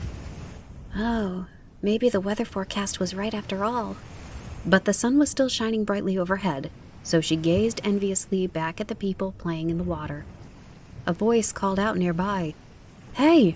When Kiki turned, she saw a woman lying nearby on her stomach, smiling at her. The woman slowly sat up and pointed to the broom. "Did you bring that all the way here to play with at the beach? Are you planning on using it instead of floaties?" Kiki found the idea so silly she couldn't hold back her laughter. The woman shrugged and laughed herself, then said, "I heard a witch came to town. I guess people are already copying your style. How cute. I'm so busy taking care of my son, I have no idea what the latest trends are. I saw a young man with one earlier, too." Kiki hurriedly hid behind her broom. "Look, he's over there." The woman pointed behind her. Kiki looked past the people playing in the sand and saw a boy carrying a bag and a broom, watching them. "Oh, he's probably cleaning up the beach." "Is that right? Are you a cleaner too? I thought for sure." As she spoke, she craned her neck and looked again, then suddenly shouted, Hey, buddy, you can't go so far away. Stay where I can see you. That's good, right there. You can splash in the water. Look, here comes a big wave." When the woman waved, a little boy sitting in an orange inflatable raft kicked his feet. The woman turned back to Kiki and heaved a sigh. "Kids are cute, but such a handful. Being a mom is rough." When the woman looked away again and shrilly raised her voice, "Hey, don't go out too deep. That's right, sit there, good boy. She turned back to Kiki with a smile. I'd at least like to get some relaxation time in when we come to the beach. Oh, do you think your little kitty would play with my son? He looks so sweet. Then my boy won't wander off. The woman reached out to pet Gigi, trying to get on his good side. Go play with him, Gigi. Kiki poked him in the tummy. Gigi rose lazily and groaned from the pit of his stomach. She called me a full-grown cat, a little kitty. Ugh. He grumbled to himself as he walked toward the water's edge, twitching his tail back and forth. What a smart kitty. The woman watched with a smile until Gigi reached her son on the inflatable raft. Satisfied, she then lay back down on her stomach, humming. Kiki decided to lie down too. When she closed her eyes, she could hear the jumble of sounds around her more clearly. The sea's salty smell, a mix of fishiness and seaweed, was pretty nice too. Without warning, she heard a roar, and a completely different sort of wind blew past. It was so intense it seemed as though it fell from the sky. Yelps and screams of surprise rose along the beach. After blinking the sand out of her eyes, Kiki saw straw hats crisscrossing through the air and inflatable rings rolling around like wheels. She stood up with a start. The peaceful beach had completely transformed. Some people grabbed their kids under their arms and ran for the pine grove at the end of the beach. Others were chasing belongings that blew in the wind. Oh no! The woman next to her screamed at the top of her lungs, frantically sprinting toward the water. Kiki's eyes followed the woman, and she saw the orange raft carrying the boy and Gigi was caught between two huge waves. The woman leaped into the water, but the raft along with the boy and Gigi was pulled into a strong whirlpool and dragged out to sea. All Kiki could hear were piercing sobs. She ran toward the water and shouted to Gigi, "Hold on tight, I'm coming to save you." Then she turned to the woman who stood helplessly in the water. "Don't worry, I can fly. I'll save your boy." Someone nearby said, "That's right. You're the flying girl from Kiki's delivery service, aren't you?" "Please hurry," the woman urged. "Hurry." Kiki ran back to the sand to get her broom, but the moment she picked it up, she went pale. This wasn't her broom. It was a cheap one, a copy that looked nearly identical to her mother's. How could this happen, especially at a time like this? Did someone swap my broom in the midst of the storm? Or was it while I was relaxing with my eyes closed? Kiki's heart pounded. What do I do? In any case, she didn't have much time to think. Kiki mounted the unfamiliar broom in a hurry and took off. But the moment she was up, the broom took a nosedive, and she dipped into the water. Oh no! Everyone watching gasped. Kiki pulled the handle up in a panic, but then the back bristles fell into the ocean with a sploosh. The broom grew heavier as it soaked up water and drifted back toward the beach. Kiki tried everything she could to change direction, but the broom, unruly as a wild horse, kept pulling her backward and trying to throw her off. Meanwhile, the boy and Gigi drifted farther and farther away with each passing moment. Still, Kiki desperately flew on. After being dunked and bucked along the way, she finally caught up to the raft. Then she stretched herself out on the broomstick and extended her hand. The boy was crying too hard to take it, so she finally managed to grab a hold of his trunks and lift him up. Then she snatched Gigi by the tail. Right after she pulled them to safety, a huge wave crashed over the orange raft, sending it spinning and washing away. All the bystanders on the beach jumped up and cheered. When Kiki somehow made it back to shore, she handed the exhausted boy to his mother. Holding an equally exhausted Gigi, Kiki hurriedly pulled her dress on over her wet swimsuit. Then she grabbed her radio, hopped on the unsteady broom, and took off again. "Why don't you rest for a bit?" someone called to her. "The wind is bad." But Kiki couldn't possibly do that. She needed to find her broom, and she had an idea of where to look. Earlier, she caught a glimpse of that boy who had a broom, and she had an idea of where to look. He must have wanted a real one from a witch and swapped them. Kiki was furious. It was unforgivable. She was lucky she saved Gigi and the boy on the beach, but when she thought of what would have happened if she failed, she couldn't stop shaking. "I'm going to catch him and make him apologize 1,000,000 times over." Kiki kept a careful watch on the ground as she continued herking and jerking across the sky on the Bronco broom. If someone wanted a witch's broom so badly they stole it, where is the first place they would go? Kiki thought it would be somewhere high, like a cliff because, of course, they would want to try flying. She flew from hill to hill between the beach and the town of Koriko. "Kiki, over there!" Gigi pointed up ahead. Just as she thought, someone wearing a black dress was standing at the top of a little hill, about to test their flying skills. "Kiki, we have to stop them." "Shh, quiet." Kiki stopped her broom in midair. "They'll get hurt," Gigi warned again. "If they want to fly, let them fly. If things turn out bad for them, they'll learn their lesson. Taking someone's belongings without asking is a horrible thing to do." Kiki replied coldly, holding the bucking broom steady. "They're really gonna do it," Gigi cried. The person on the hill took a flying leap, but they landed flat on their bottom and rolled like a pebble down the slope. Kiki flew after them. The broom thief was shaking their body out and rubbing their backside when she landed and teased them irritably. "Too bad it didn't work." The face that looked up at her in surprise was, sure enough, the boy she had seen at the beach. He looked about Kiki's age. His glasses were cracked and he was peppered with bleeding scrapes. Kiki giggled. He was even wearing a black dress identical to hers over his clothes. "You sure put a lot of effort in," she said. "Right down to my witch dress." The boy stood up with a frown, tore the dress off, blushed furiously, and hung his head. "You caused a lot of trouble for me." Kiki thumped the handle of the broom into the ground, exaggerating her anger. In truth, seeing him imitate everything about her cracked her up more than it made her mad. "I'd like you to say you're sorry, at least 1,000,000 times." The boy said nothing as he backed away, bobbing his head apologetically. "What's your excuse? Surely you weren't born yesterday, Mr. Thief." "No, of course not. It was for research," the boy protested. "What do you mean, research?" Kiki raised her voice harshly. "Don't yell like that. I'll tell you. My friends and I have an aviation club in town. We're trying to come up with new ways to fly. Right now we're split into 3 groups in a research competition. One group is focusing on flying shoes, one is working on flying carpets, and the last one is doing witches' brooms." "So you're in the broom group?" Kiki looked him directly in the eyes, and he blushed and nodded. "That's why I was near your shop today. I heard you talking with the baker, and I rushed over to the beach to find you." "You wanted to fly my broom, huh? Well, it would never work. Even with the broom, you would never be able to fly. I can because I'm a witch. In other words, the blood running through here is different." Kiki thumped her chest once. "So your blood makes you fly?" The boy's eyes widened as he looked at her. "Ew, that's a weird way to say it." She burst out laughing without meaning to, then composed herself and murmured with a straight face. "But I do wonder how it works. I don't know myself." She gazed up at the sky and cracked another smile. "But the broom makes a difference. If you're going to do research, at least use a broom that's easy to fly with." "What is this thing?" "It's no good?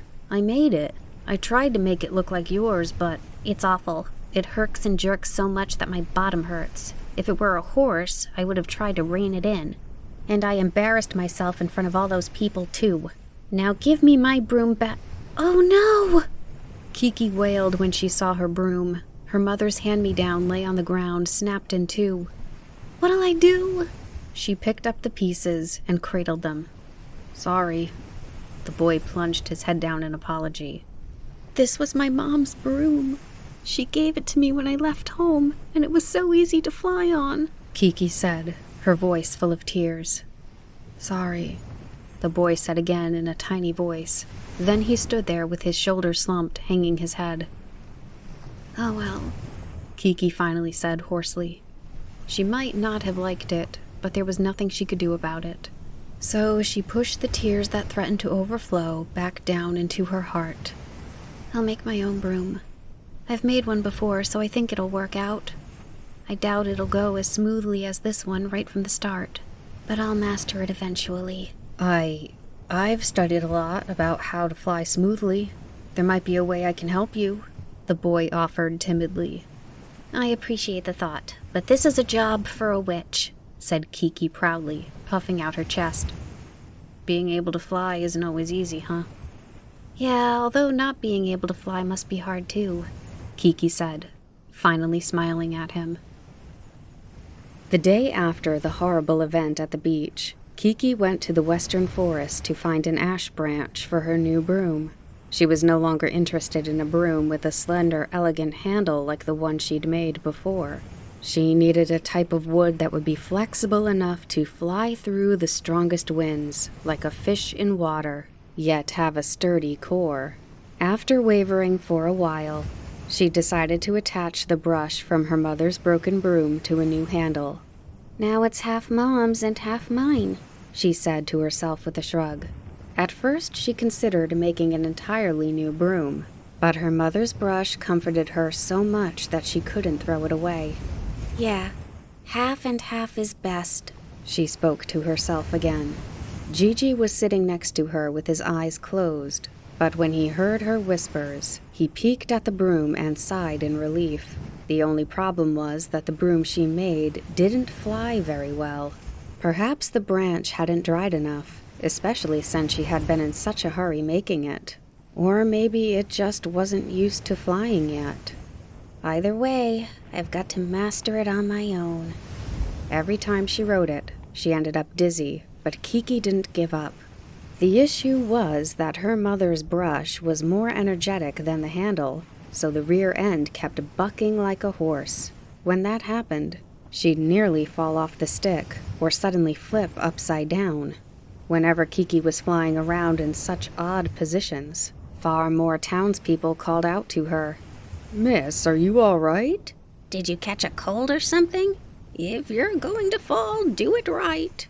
Strangely, other people seemed to prefer her new flying patterns, saying, "I feel more relaxed now.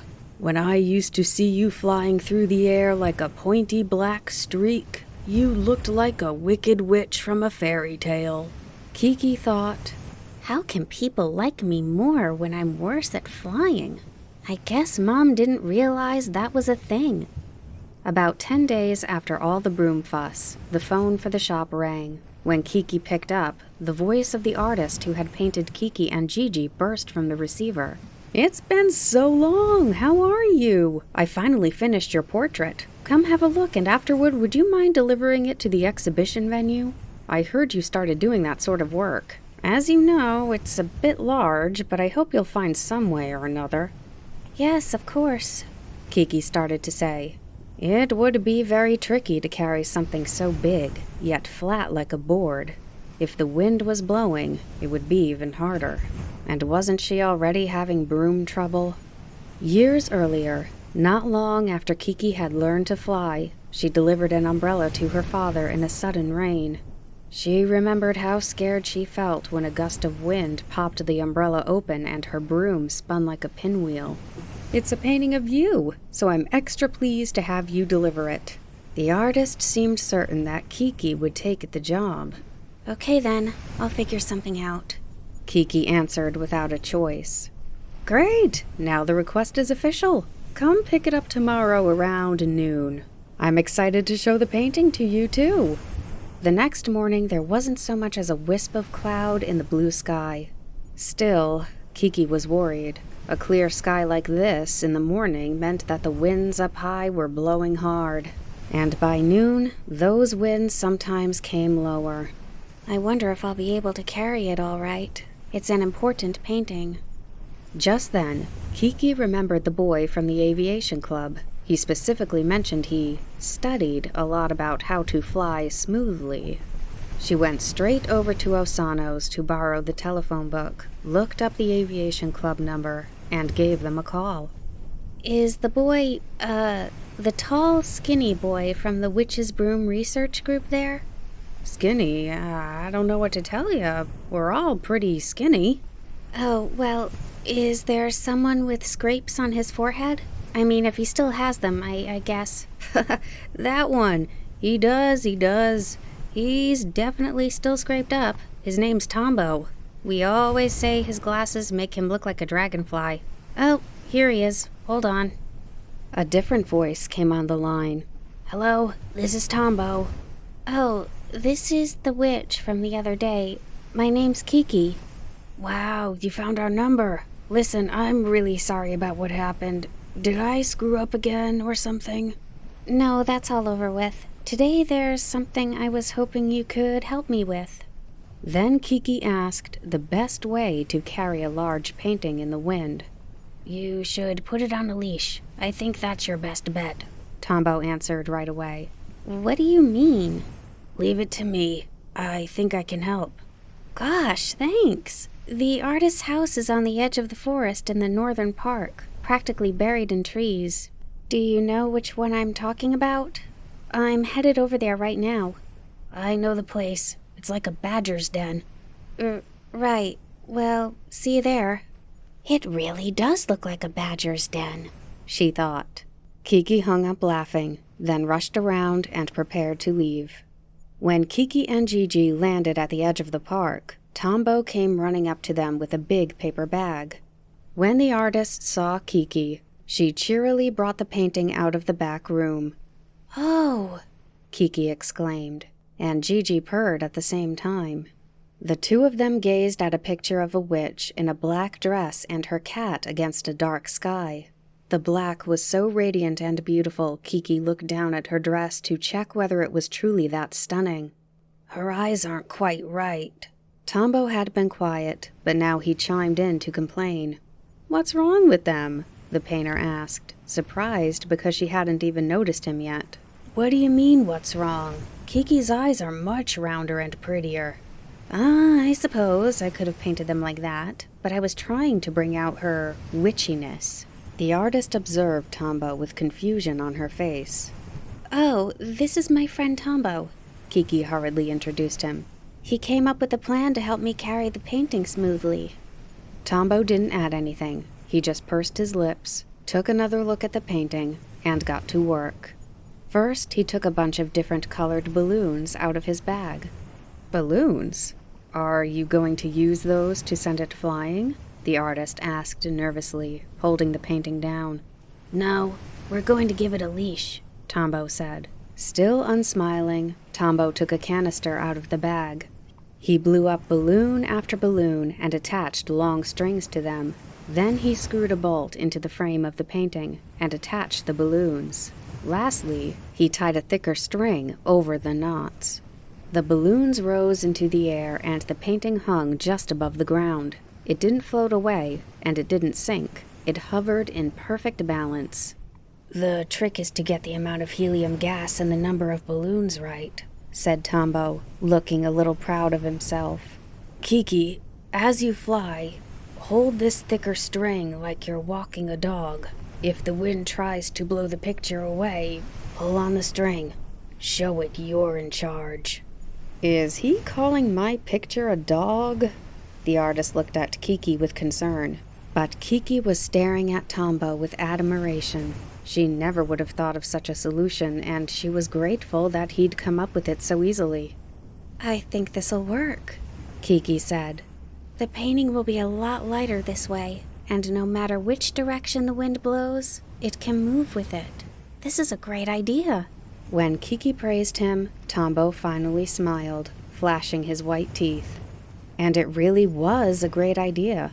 When Kiki took off holding the string, the painting obediently followed, and when it twisted in the wind, she would simply slow her pace. Even before she reached the museum, people in the streets, looking out their windows or tanning on their roofs, saw the real Kiki and Gigi next to their portrait. It looks just like them, some murmured. It's almost hard to tell which are real. One person even said, it looks better than the real pair. In any case, the painting was very well received. At the museum, spectators constantly crowded in front of the piece, which was titled The Most Beautiful Black in the World. Naturally, the artist was overjoyed. As a thank you, she painted a striking picture of Kiki and Gigi on Kiki's shop sign. But more important, everyone all over the town of Koriko learned about Kiki and her business. In other words, she had managed to advertise just as Gigi had suggested. From then on, Kiki was busier with work. She delivered flowers, forgotten lunchboxes, even soup to an elderly grandmother living alone. One time, she brought a doctor their forgotten stethoscope. Everyone learned that they could casually stop by and make their requests. But some people tried to take advantage of Kiki. They would make ridiculous demands like, "Carry my backpack and come to school with me," or "Deliver this insult." Of course, she always refused those jobs. Eventually, the hot summer ended, and it started to look like fall. Kiki had gotten the hang of her broom, and it seemed she had finally settled into a good routine. But underneath it all, she was in a bit of a lousy mood. There was no real reason. She just felt irritated. "Everything's been so stressful since I got here. I'm just worn out," she sometimes told herself. But deep down, she knew that that wasn't it at all. Ever since she delivered the artist's painting using Tombo's leash method, the boy had started coming around her shop. One day he said something that she couldn't shake. "Maybe it's because you fly or something, Kiki, but you're so easy to hang out with. I can talk to you about anything. I've never met a girl in this town quite like you." At the time, she took it as a compliment, but as the days went on, she couldn't get the last part out of her head. "I've never met a girl in this town quite like you. But then he said my eyes were prettier than in the painting. And now he says he's never met someone in Koriko like me. Are girls from bigger towns different somehow? What does that even mean?" She couldn't help but find that strange. One day, one of her slippers was missing, and she took it out on Gigi. "This is so annoying. It's fine for you to play with them, but you need to put them back when you're done. How many times have we been through this? I don't have any matching slippers anymore." Gigi yawned and pretended he couldn't hear her. Then the phone rang. Kiki hopped across the room on her single slipper and picked up. A calm voice came over the line. "Is this the witch shop? Good day to you." "Uh-huh, sure," Kiki said absent-mindedly. "Can we request anything? There's something I'd like you to deliver." "Uh-huh." "It's these biscuits. My elder sister, her name is Chrysanthemum, but my name is Violet. It's a bit embarrassing to have such a childish name as an old lady." Although she knew it might be rude, Kiki cleared her throat. The lady was taking a while to get to the point. "You'll go to my sister's house later," the woman continued. "First, do you know Goat Road? I'm at the end of it. 99. 99. Do you understand?" "Yes, I understand. I'll be right over." Kiki didn't even wait for her to finish before answering quickly and hanging up. Then she irritably kicked the slipper off her foot into a corner of the room. Kiki found 99 Goat Road easily. When she pulled the string hanging beside the door, there was a soft rattling noise, and a voice from behind the house called, "Over here, please." Kiki walked through the alley along the wall and came to an open wooden gate. In the garden, an old woman with her sleeves rolled up to the elbows was doing laundry. There were 4 big tubs in a row, one for whites, one for blacks, one for blues, and one for reds. Soap bubbles sparkled in the sunlight, floating around as if they were alive. The white tub had white bubbles, the black tub had black bubbles, the blue tub had blue bubbles, and the red tub had red bubbles. "Are you Violet?" Kiki asked as she passed through the gate. Without pausing her washing, the woman nodded. Her hair was cut short in a bob and scattered with gray. Beads of sweat stood out on her forehead. "I'm from Kiki's delivery service." Violet quickly wiped her hands on her apron and looked up at Kiki. "Not the witch shop?" "Well, I deliver things." "I heard you were a witch. I thought you took on any kind of job. But if you did any job, then you might steal my business too. Anyway, I'm glad you only make deliveries. My business is a bit rare, you see." The woman let out a loud laugh. "I'm a handy woman. It's similar to your job, or maybe it's not." Violet giggled at her own comment. "But I'm happy you're here." She plunged her hands back into a tub and continued her washing. "My sister is so inflexible. If I say I'll bring something over today, it absolutely must be today, or she'll get upset. Just a second, I'm going to wash this." "Scrum-a-dub," she sang to liven up the task of rubbing soap on a white shirt. "Delivering every little thing is a pain. So really, I'd like to live with her, but she says it's easier to live on her own. Okay, scrub-a-dub, whap-a-dap. Yet she can't bake a single biscuit. Scrub-a-dub. At least once a week I have to take something over there where there's something to talk to her about. We're each other's only sibling. Heave-ho, scrub-a-dub, whap-a-dap. This spot just isn't coming out. Once more then, scrub-a-dub. Can you believe it? But today I'm so busy I don't have time. Still washing, she looked up at Kiki. Sorry, I don't mean to keep you waiting. The weather was bad until yesterday, and I've never had this much laundry pile up in my life. I'm getting complaints from customers. I have to dry these as soon as possible. Scrub-a-dub, whap-a-dap. You're washing all of this? Kiki's eyes widened. Yep, isn't that obvious?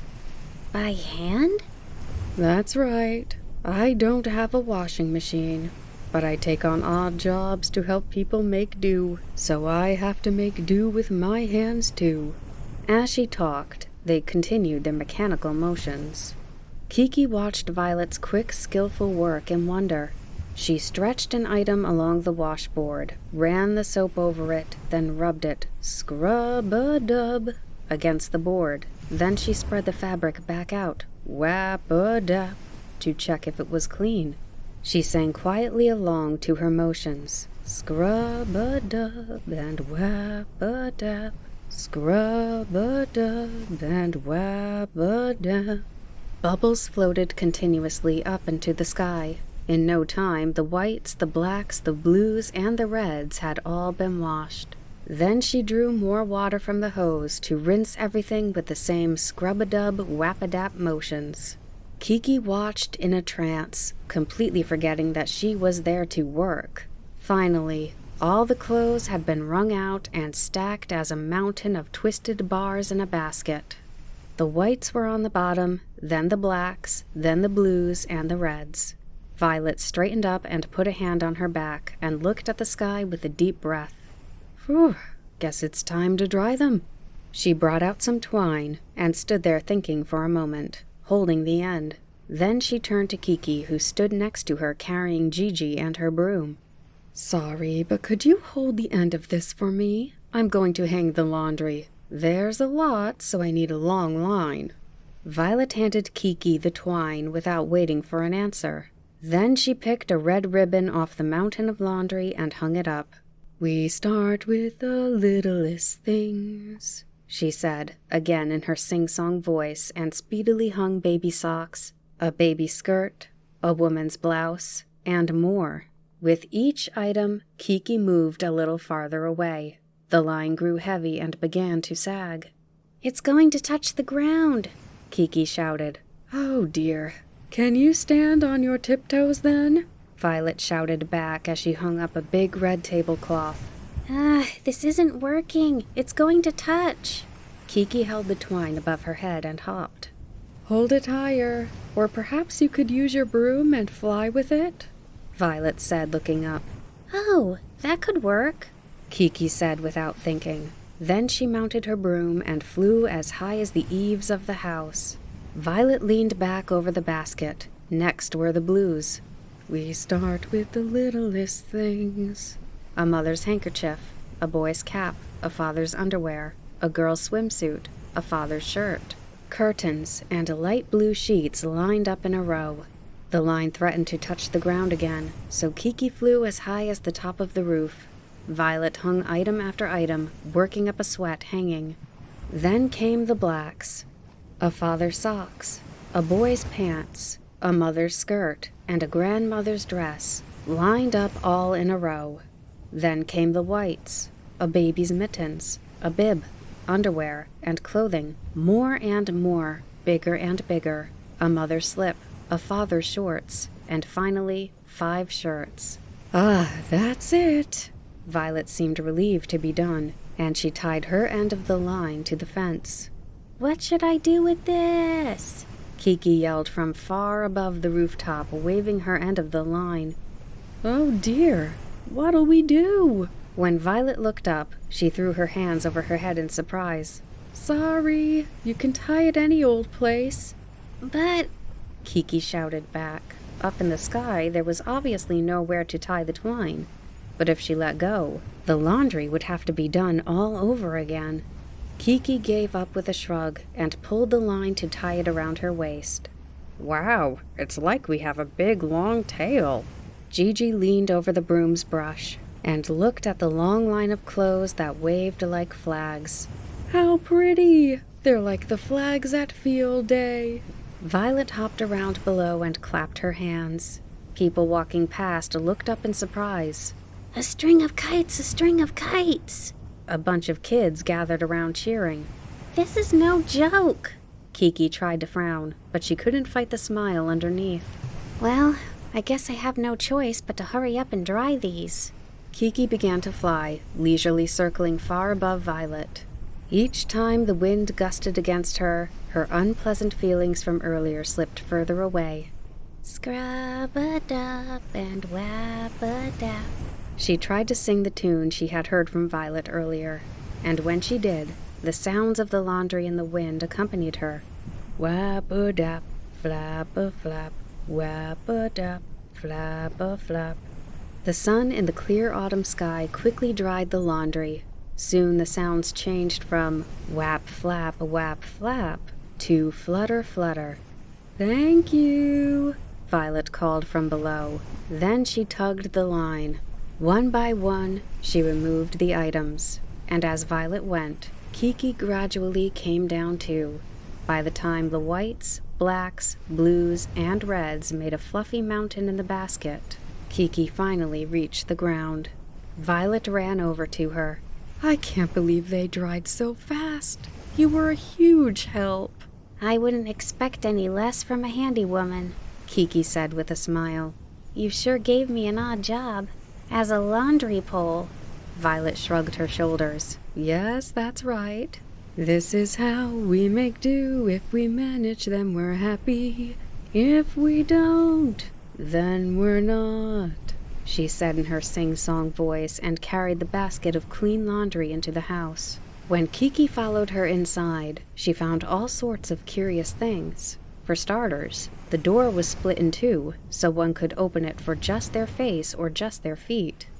The door broke, so I made do with two smaller doors, said Violet. The string by the front door was connected to a bundle of walnuts, nails, and spoons.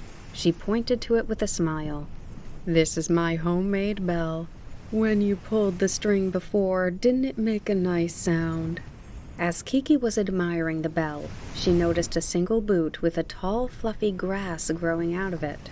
And this is a homemade vase. Cute, right? Violet smiled and little wrinkles gathered around her eyes. Oh my, here I am getting all pleased with myself. But I was going to have you take biscuits to my sister, wasn't I? With an embarrassed look on her face, she brought 2 bags out of the kitchen. My sister lives in Pointy Manor on Dead Tree Road. It's the pointiest building on the street. And yes, these are for you. A little thank you. They're called Stardust Biscuits. When I was baking them, I messed up and they came out too small. So I made do with an adorable name. Kiki was happy to have them. When Kiki arrived at Pointy Manor, Violet's sister Chrysanthemum snapped. How spoiled she is, having someone else deliver them instead of coming herself. I'll have to give her a piece of my mind. But Chrysanthemum's eyes were happy when she peered into the bag. That night, if you were near Kiki's shop, you could hear voices singing over and over. This is how a handy woman makes do. If we manage, then we're happy. If we don't, then we're not. Inside, you'd find Kiki and Gigi singing into the solo slipper, a homemade microphone of their own. Knock, knock, knock. Kiki hurried down from the 2nd floor and opened the shop door to see a girl standing alone in the doorway. Dark brown curls gently framed her face, and she wore a pretty pale pink sweater. Gleaming white boots went all the way up to the knees of the slender legs. The girl almost seemed to be floating. Kiki was so awestruck by her. Welcome!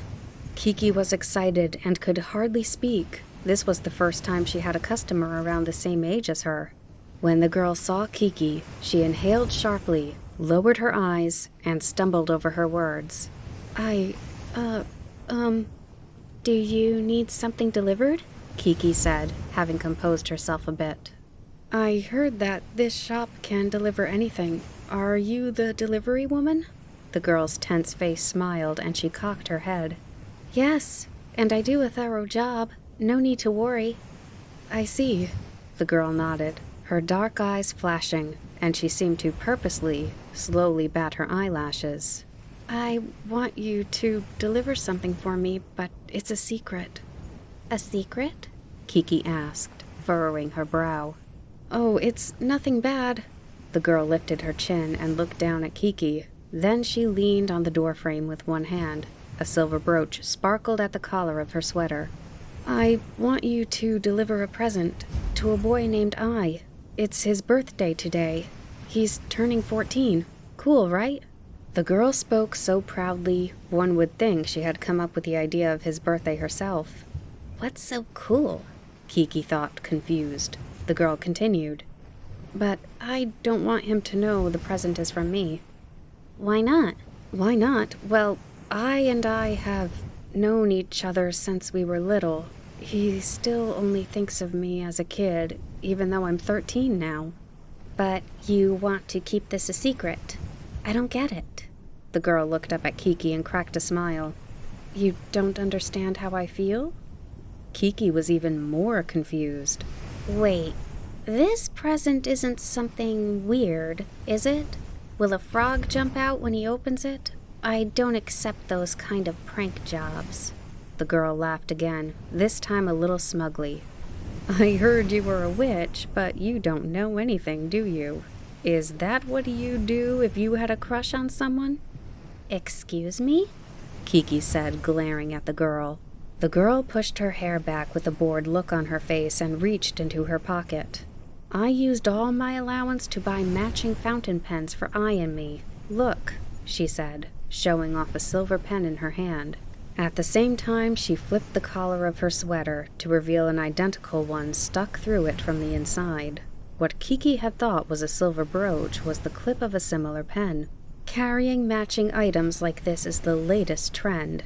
The girl, haughtier now, squared her shoulders. Kiki knew this girl was a customer, and she knew she should have said, I see, and delivered the pen, but when she opened her mouth, something else entirely came out. What do you mean you'll match? This I guy won't even know you're the one who sent it. Right, the girl replied. He won't, but I will. Kiki couldn't believe the girl managed to brush off such a rude comment like it was nothing. Not only that, the girl was hardly paying attention, looking off into the distance somewhere, spellbound. It's a great present, said Kiki, pursuing the topic further. But why not give it to him yourself? That's not so hard. I'm too shy for that. The girl slowly batted her eyelashes again. It was as if she thought being shy was a good thing. Intimidated, Kiki suddenly felt her chest grow tight. She couldn't pinpoint it, but somehow this girl felt much more grown up than her. Shy? That's weird, Kiki said. Oh, you don't understand how that feels yet? The girl smiled faintly as if pitying Kiki. But Kiki wasn't about to let this girl get the better of her, so she shot back. You must be nervous about what I will think, right? What if he finds this strange? Oh, I'm not worried about that. I just want to keep it a secret. It's good to be a little mysterious. Kiki took another look at the girl. She was surprised someone could have so many complicated feelings hidden beneath a simple pink sweater. Mysterious? Is that how I'm supposed to act?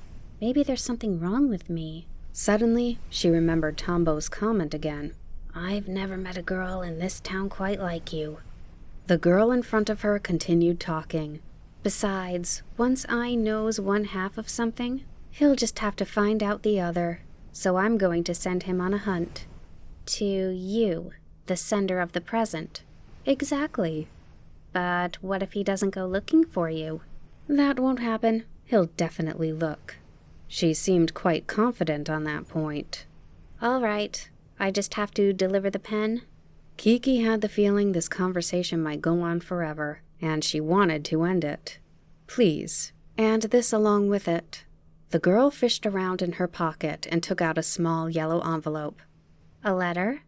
It's actually a poem. I wrote it. Don't you know you're supposed to send a poem with a present to your crush? Kiki felt as though the conversation was sliding backward, so she hurriedly asked, What size address? He lives on Dogwood Road across the big river. It's 318 west of the zoo, but in the afternoon, he's usually practicing tennis on his own in the park. And what about you? My name's a secret. I live on the next street over from Dogwood, on Kaya. If you're that close, you could just go, But I know. I get it. Kiki held her hands up in front of her. If you see me, pretend you don't know me. And, oh, right, I need to pay you. After hesitating a moment, Kiki said, If you don't mind, I'd like to hear how things turn out. Tell me later. A slightly spiteful part of Kiki couldn't help but wonder whether I would bother to search for the girl at all.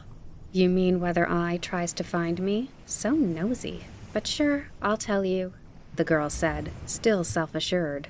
Then I don't need anything else in return. Really? You're sure? I mean... Kiki started to reply. Oh, you want to learn how to talk to boys? I get it. The girl nodded, as though she was older and more experienced. Instead of replying, Kiki wrinkled her nose and tried her best to suppress a scream. Once the girl left, Kiki turned to look at herself in the mirror. She combed her hair, adjusted the collar of her dress, and twisted and turned to look at herself from every angle. Then she sat on her bed and muttered, What do I do if I thinks I'm the girl? Gigi flopped over next to her with exhaustion. This is all so silly. I can't go along with this, he said and yawned. So you're not coming? Yet when Kiki put the pen and the letter in her pocket and patted it to be sure, Gigi rose sluggishly. Outside the shop, the two of them took off. Lately the wind had grown colder, and today it whipped at their cheeks. From up in the sky they could see that fall was in full swing. The town had lots of ginkgo trees, and their leaves had all turned yellow. Every now and then, a stray leaf would flutter into Kiki's path and stick to her chest. You're really taking your time today, huh? Gigi called from behind her. You're going in circles. Oh, I am? Kiki returned to herself with a start and looked below. In truth, she had been thinking about one thing this whole time. The girl's poem inside the envelope that was inside her pocket. When Kiki was little, she had written one poem herself. Shoes laugh, tap, tap, tap. Hats laugh, tip, tip, tip. I laugh, tee-hee-hee. That was the only time she encountered poetry, but Kiki knew that whatever was written inside the envelope couldn't be nearly as childish. What sort of thing do you write in a poem to a boy? That girl seems to know so much. She must have written something lovely. Kiki's heart raced as she imagined all sorts of things.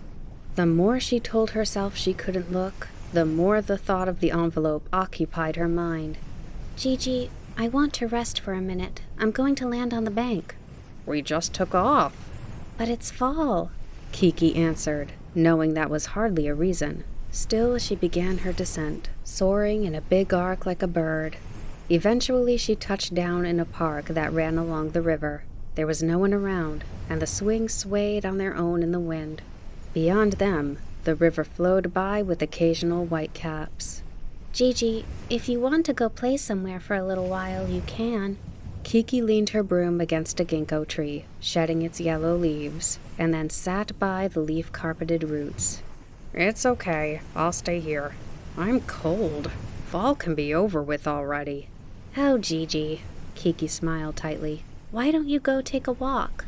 Look at all the green foxtails growing along the bank. I know you like those, she insisted. Are you saying I'm bothering you? Gigi narrowed his eyes. Yes, that's what I'm saying, she said jokingly, pushing her hair into place after the windy ride. You're hiding something, aren't you? Fine, you're right, Kiki shrugged.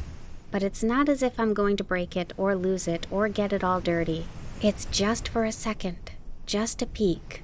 What are you even talking about? Gigi frowned and stared her down. Gigi, don't get mad. I have to see what she wrote in her poem. I know it's wrong, but I need to look. Besides, I think this counts as part of my coming-of-age studies as a witch.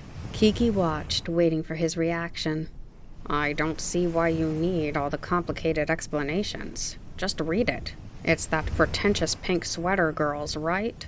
This is all very educational for me, too, so read it aloud. Oh, Gigi. Kiki could hardly believe Gigi accepted her excuses so readily as she pulled the note out of her pocket.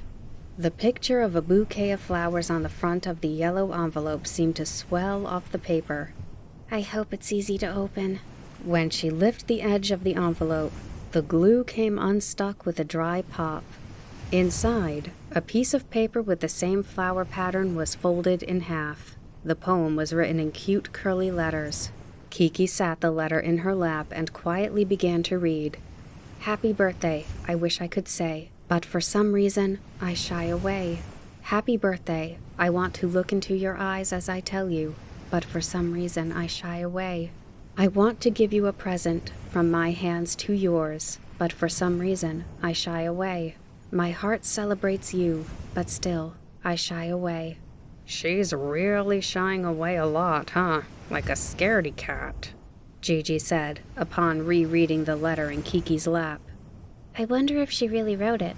It hardly seems like her. She was so confident. Kiki cocked her head. Well, it's time to seal it back up and deliver it. All it took was an instant.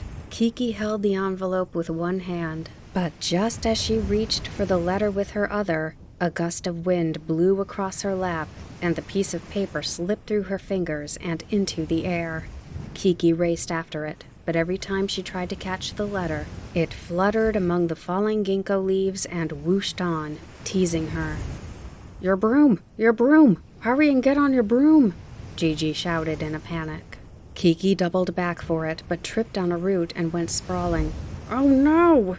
Gigi screamed. When Kiki stood up, she caught sight of the yellow paper washing away on the river. No!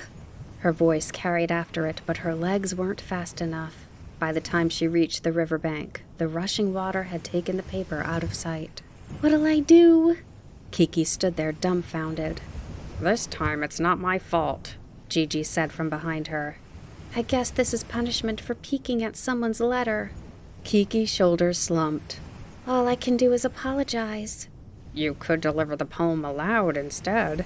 Gigi did his best to console her. No, I understand how important this letter was to her. I wouldn't want someone else saying it to the person. Then what if you wrote it on one of these leaves? I pretty much remember what it said. That's true, and it's anonymous, so... It'll be fine, Gigi said with certainty. The first part was, Happy birthday. You're going to help me out, right, Gigi?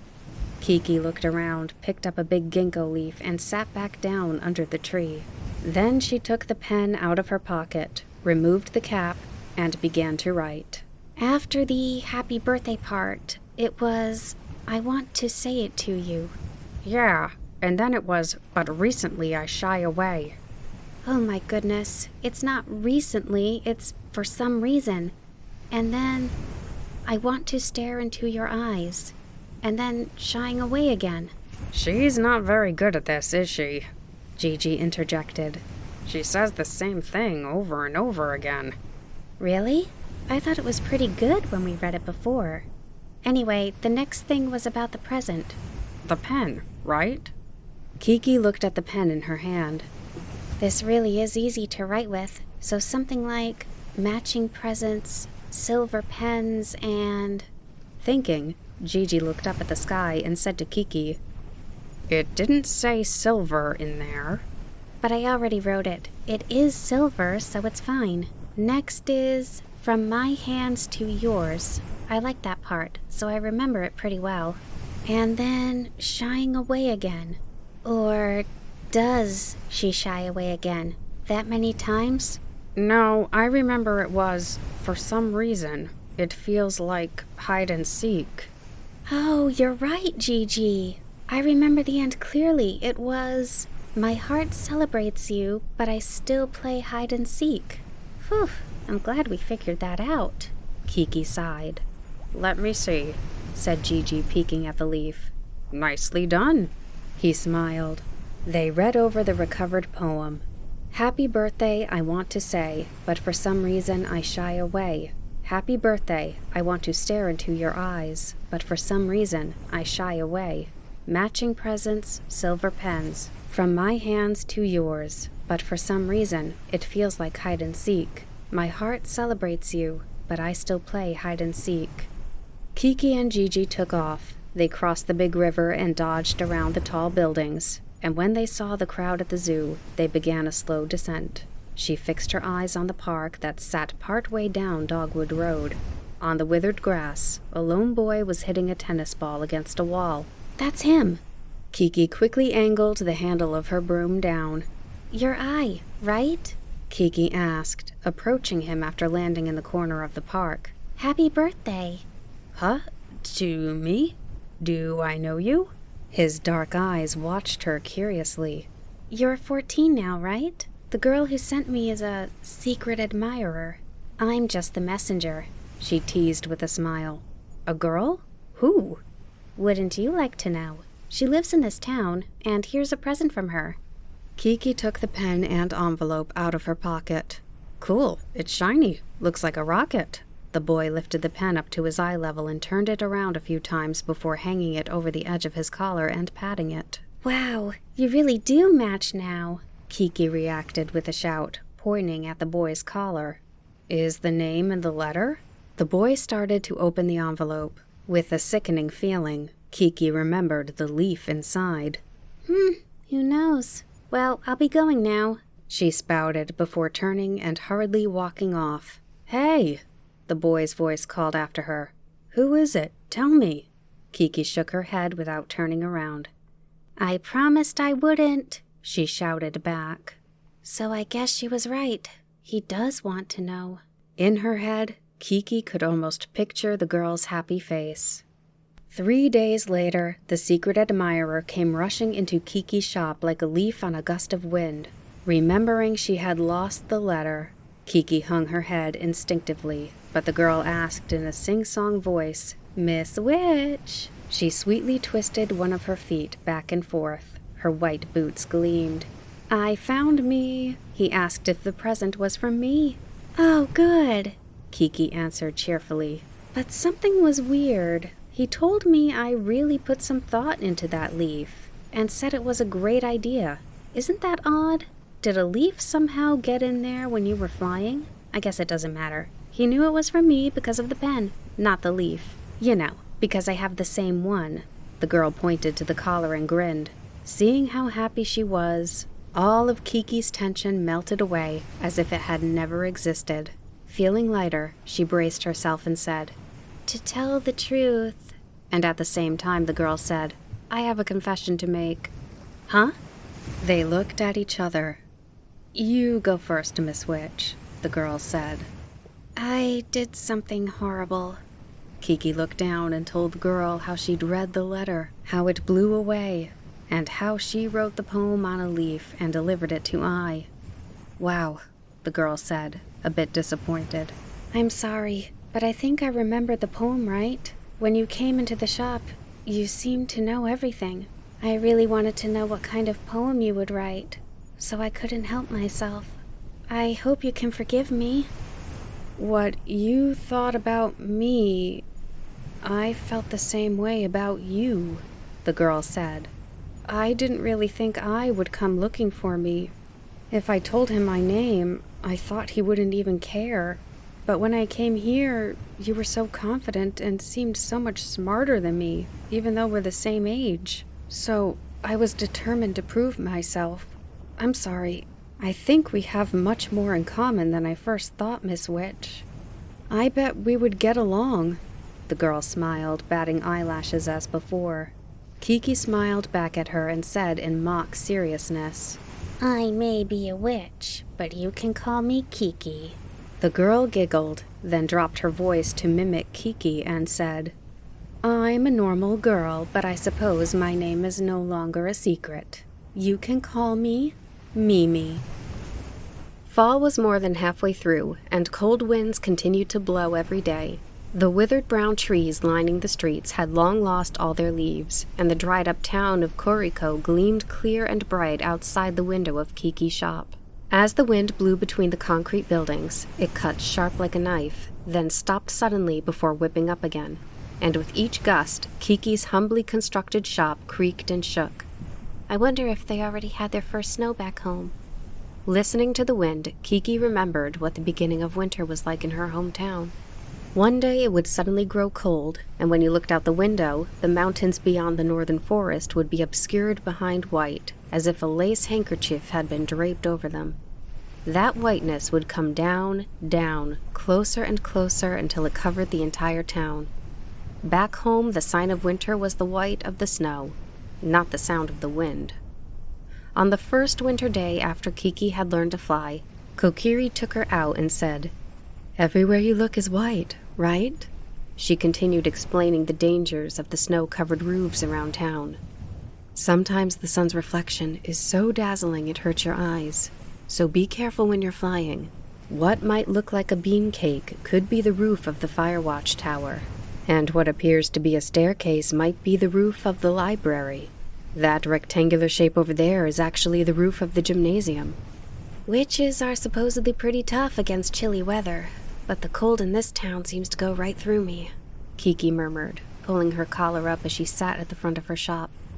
"It's because you don't have anything to do. You're not moving around," Gigi teased as he jumped into her lap and curled up. Kiki did have noticeably less work.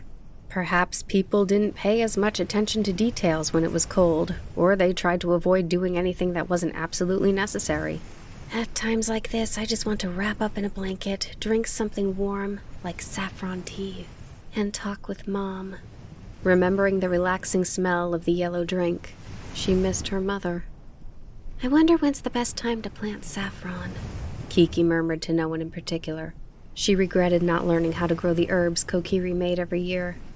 For the hot pepper compress, do you boil them or sauté? She always used to tell me that there's something you can put in a soup when your stomach hurts. What was that? Kiki tried to recall things her mother used to do, but she couldn't remember the details. Why was I so annoyed by everything she said? Kiki frowned and lowered her eyes. Suddenly she felt a gust of wind. When she looked, the door had opened a crack and 4 eyes peeked in. Then came a whisper. "I heard when a witch's cat gets cold, their eyes shine like a blue-green flashlight, but that's a lie. They're not different from any other cats." "Where? Let me see. Oh, you're right. Then maybe it breathes fire? The older boy next door said you can use a witch's cat instead of matches." Gigi knowingly exchanged a glance with Kiki, then turned toward the cracked door, widened his eyes, opened his mouth as big as he could, and exhaled. "Ha!" "Whoa!" Someone yelped, and the door slammed shut. Kiki and Gigi listened to the nervous voices outside the shop. "Did you see that?" "Yeah, but you couldn't use it instead of a match. Or a flashlight. His eyes didn't shine at all. Yeah, he's just a normal black cat." Little footsteps pattered away. "Well, excuse me for being a regular old cat," Gigi grumbled. "Ugh, it's so annoying having these neighborhood kids peeking in all the time." He curled up in Kiki's lap again. "Must be tough being so popular," Kiki teased. "What if you went along with it and dressed up strangely? You could dye your paws red or wear sunglasses or something." Gigi shot her a reproachable glance and then made up his mind to ignore her altogether. A little while later, the phone rang. "Oh!" Kiki exclaimed. "Maybe it's a job? It's been a while." When Kiki answered, a voice spoke slowly. "Is this Kiki's delivery service? Well, I have a request. I'm an old lady. Oh, one moment. I was holding the phone with my head against my shoulder, and it almost fell. Both hands are full because I'm busy knitting. I'm an old lady. The address is 224 Silverberry Street. Come, please." All right, I will. Kiki started talking slowly herself. Kiki and Gigi flew over right away, and when they got there, 224 Silverberry turned out to be on a smaller stream that branched off from the big river. The little house had a little pier painted sky blue. When they went inside, they found that the old woman was little too. She sat on a chair knitting. Oh, please, wait a moment. This belly band will be done in a jiffy. She spoke slowly, and her mouth seemed to move in sync with her knitting needles. I said I could make it in no time. But then my son went and said, I don't need that stupid thing. He's still in his rebellious phase. Oh, it's finally done. Once she snipped the yarn with her scissors, she rotated her neck and shoulders. I'm pooped. Then she looked Kiki in the eye and suddenly spoke at a normal speed.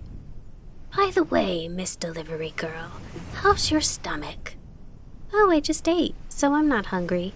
Kiki bounced on her toes to show she had energy. No, the old woman said. I'm asking if it hurts. Not at all. I'm in great shape. I can fly anywhere, no matter how far. It's when you feel that good that you have to be the most careful. Don't let your stomach get cold. It's best to always keep it warm. Take very good care of it. Your stomach is the center of the universe. And for keeping your stomach warm, nothing can beat a belly band. The best way to knit a belly band is using all different colors of leftover yarn and tying lots of knots. They're so warm, right? Don't you think?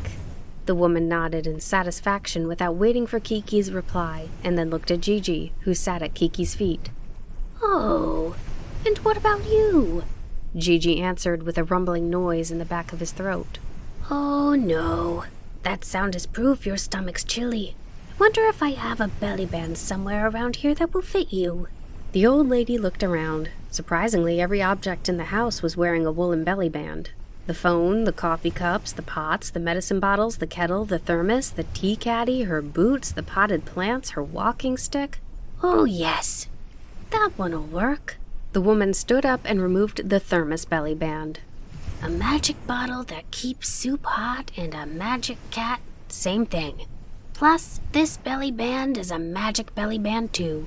It has polka dots on one side and stripes on the other. It's perfect. Her mouth wrinkled into a delighted smile as she put the band on Gigi. The knit belly band was a mix of peach tones. The polka dot side looked like apricot flowers in full bloom, and the striped side was like a spring mist at sunrise. Oh, how pretty! Kiki exclaimed. Then she said to Gigi, It looks great against your black fur. But Gigi didn't seem to care for it. He stuck his tail straight, turned his head in a huff, and walked away. I'll knit one for you too, the woman said somewhat apologetically. It's not much for a delivery, but it would help me out if you'll accept 2 belly bands. Of course, that's fine. Kiki smiled with a nod. The woman smiled too, and said, You won't have to worry once you have a belly band. There's no better, cheaper way to stay healthy. Just the other day I recommended it to the mayor. You want people to think you're an upstanding citizen, right? Better hide your flaws with the belly band. And did you know that all the animals at the zoo got stomach aches from chilly tummies?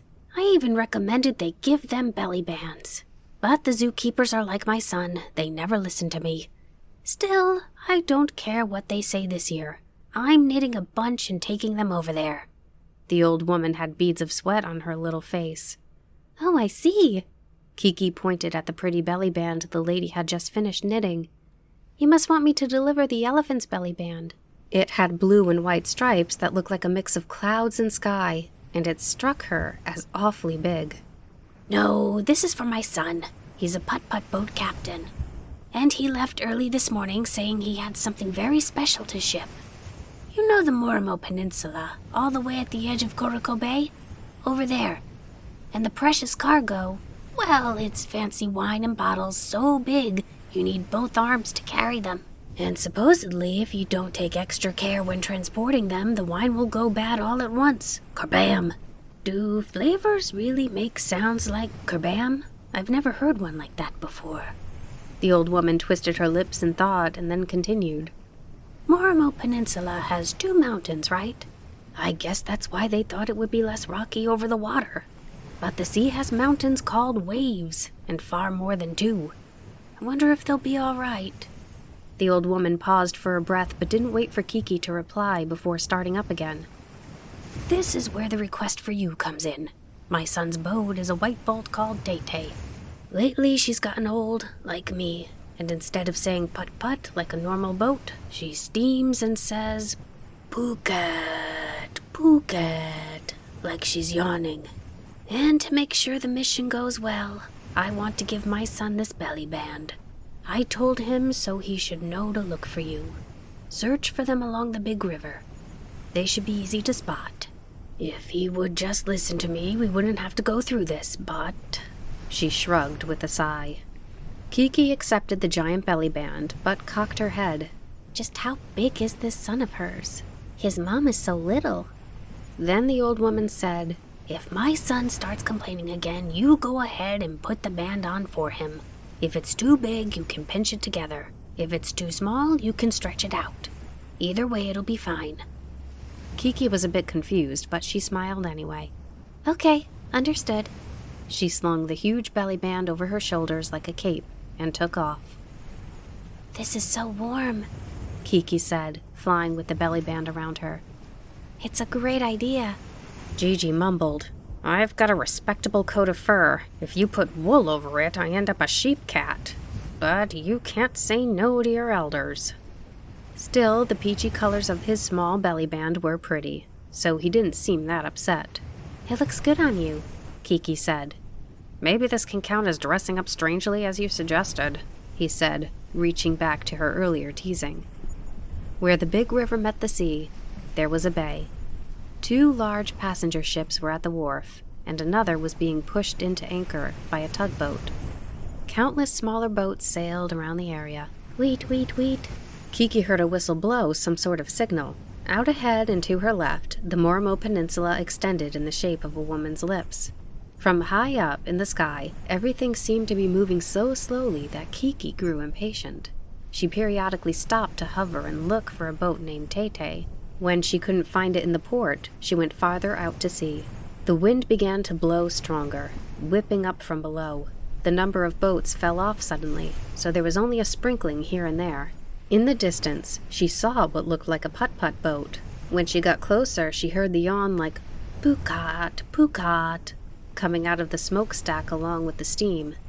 Though the paint on the boat's side was coming off, she could still make out the name Tay-Tay. Kiki called down from the sky. Miss Tay-Tay, Mr. Captain, I have a delivery for you. The sailors on the deck, gently carrying a load of bottles, jerked their heads up. I'm from Kiki's delivery service. May I land? Sure, go ahead. The captain poked his head out of the wheelhouse and waved. Then he abruptly lowered his voice. But please land softly so as not to startle the cargo. Oh, I thought you were transporting wine, but it's some kind of creature? Kiki lowered her voice and quietly touched down on the deck. The gathering of sailors stared, startled to see a girl flying out of the sky, but Kiki was even more surprised. The only big stomach she had imagined was the captain's, but all the sailors on the ship had perfectly round, puffy bellies, too. Looking around, Kiki said, Captain, I have a delivery from your mother. It's a toasty belly band. What? The captain said, exasperated. My mother is awfully stubborn. The sailors exchanged glances, as if to say, There's no stopping that old woman. I think this is too big for your stomach, though. Kiki spread out the blue and white belly band, which looked even prettier out at sea. You'll be swimming in it. She said to pinch it together, but even if I did that... What a thing to say. It's not for me. This belly band goes around the boat's smokestack, because she started saying, Phuket, Phuket, even though she's a putt-putt boat. My mother thinks it started because the smokestack's belly caught a chill. That's why she says a belly band will solve it. But I can't keep up with her nonsense. It's for the smokestack? Kiki looked up blankly at the stack. Aha, in that case, the size makes sense. The captain scowled. Mother won't rest until she's warmed every belly in the world. What am I supposed to do? Take a look at this. I actually listen to what she says, and here's what happens to me. The captain labored to unbutton his nearly bursting coat, and underneath it were layers and layers of belly bands. Bright colors swirled around him. Us too. We can hardly move. The sailors next to him lifted their coats to reveal their own swirling belly bands. What Kiki thought were round bellies turned out to be belly band bellies. She leaned back and burst out laughing. Captain, is this... One of the sailors spoke up nervously.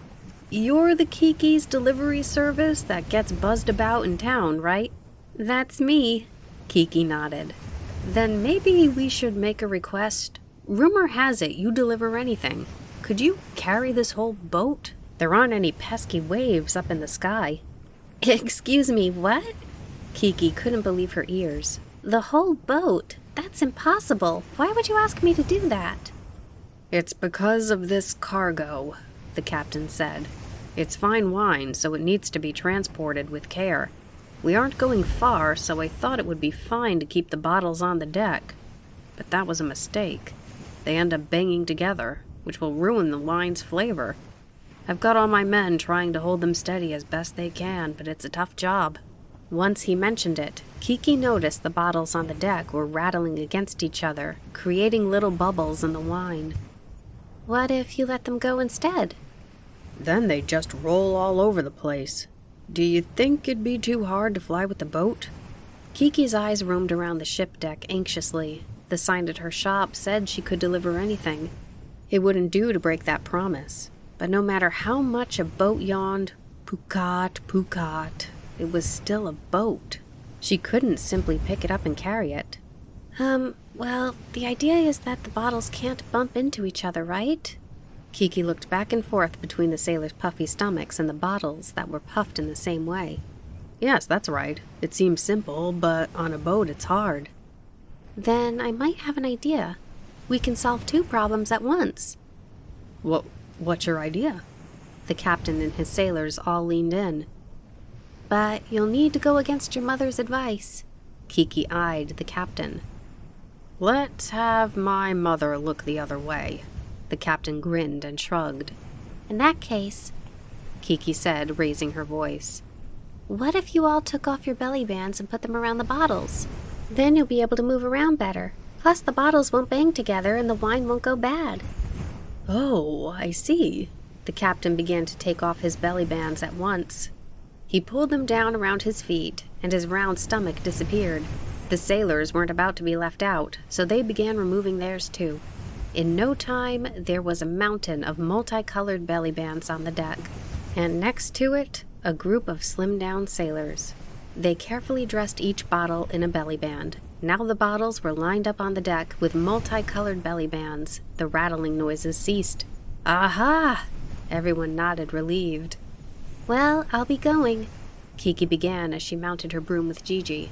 But then she turned and told the captain, Oh, I almost forgot the smokestack belly band. You should follow at least some of your mother's advice. How about putting it on? I guess you're right, the captain said. He seemed reluctant, but also a little bit relieved. The sailors nodded in agreement. Then they all worked together to put the blue and white belly band around the smokestack. Okay, now I'll be going. Kiki waved and took off, then turned her broom toward the town of Koriko.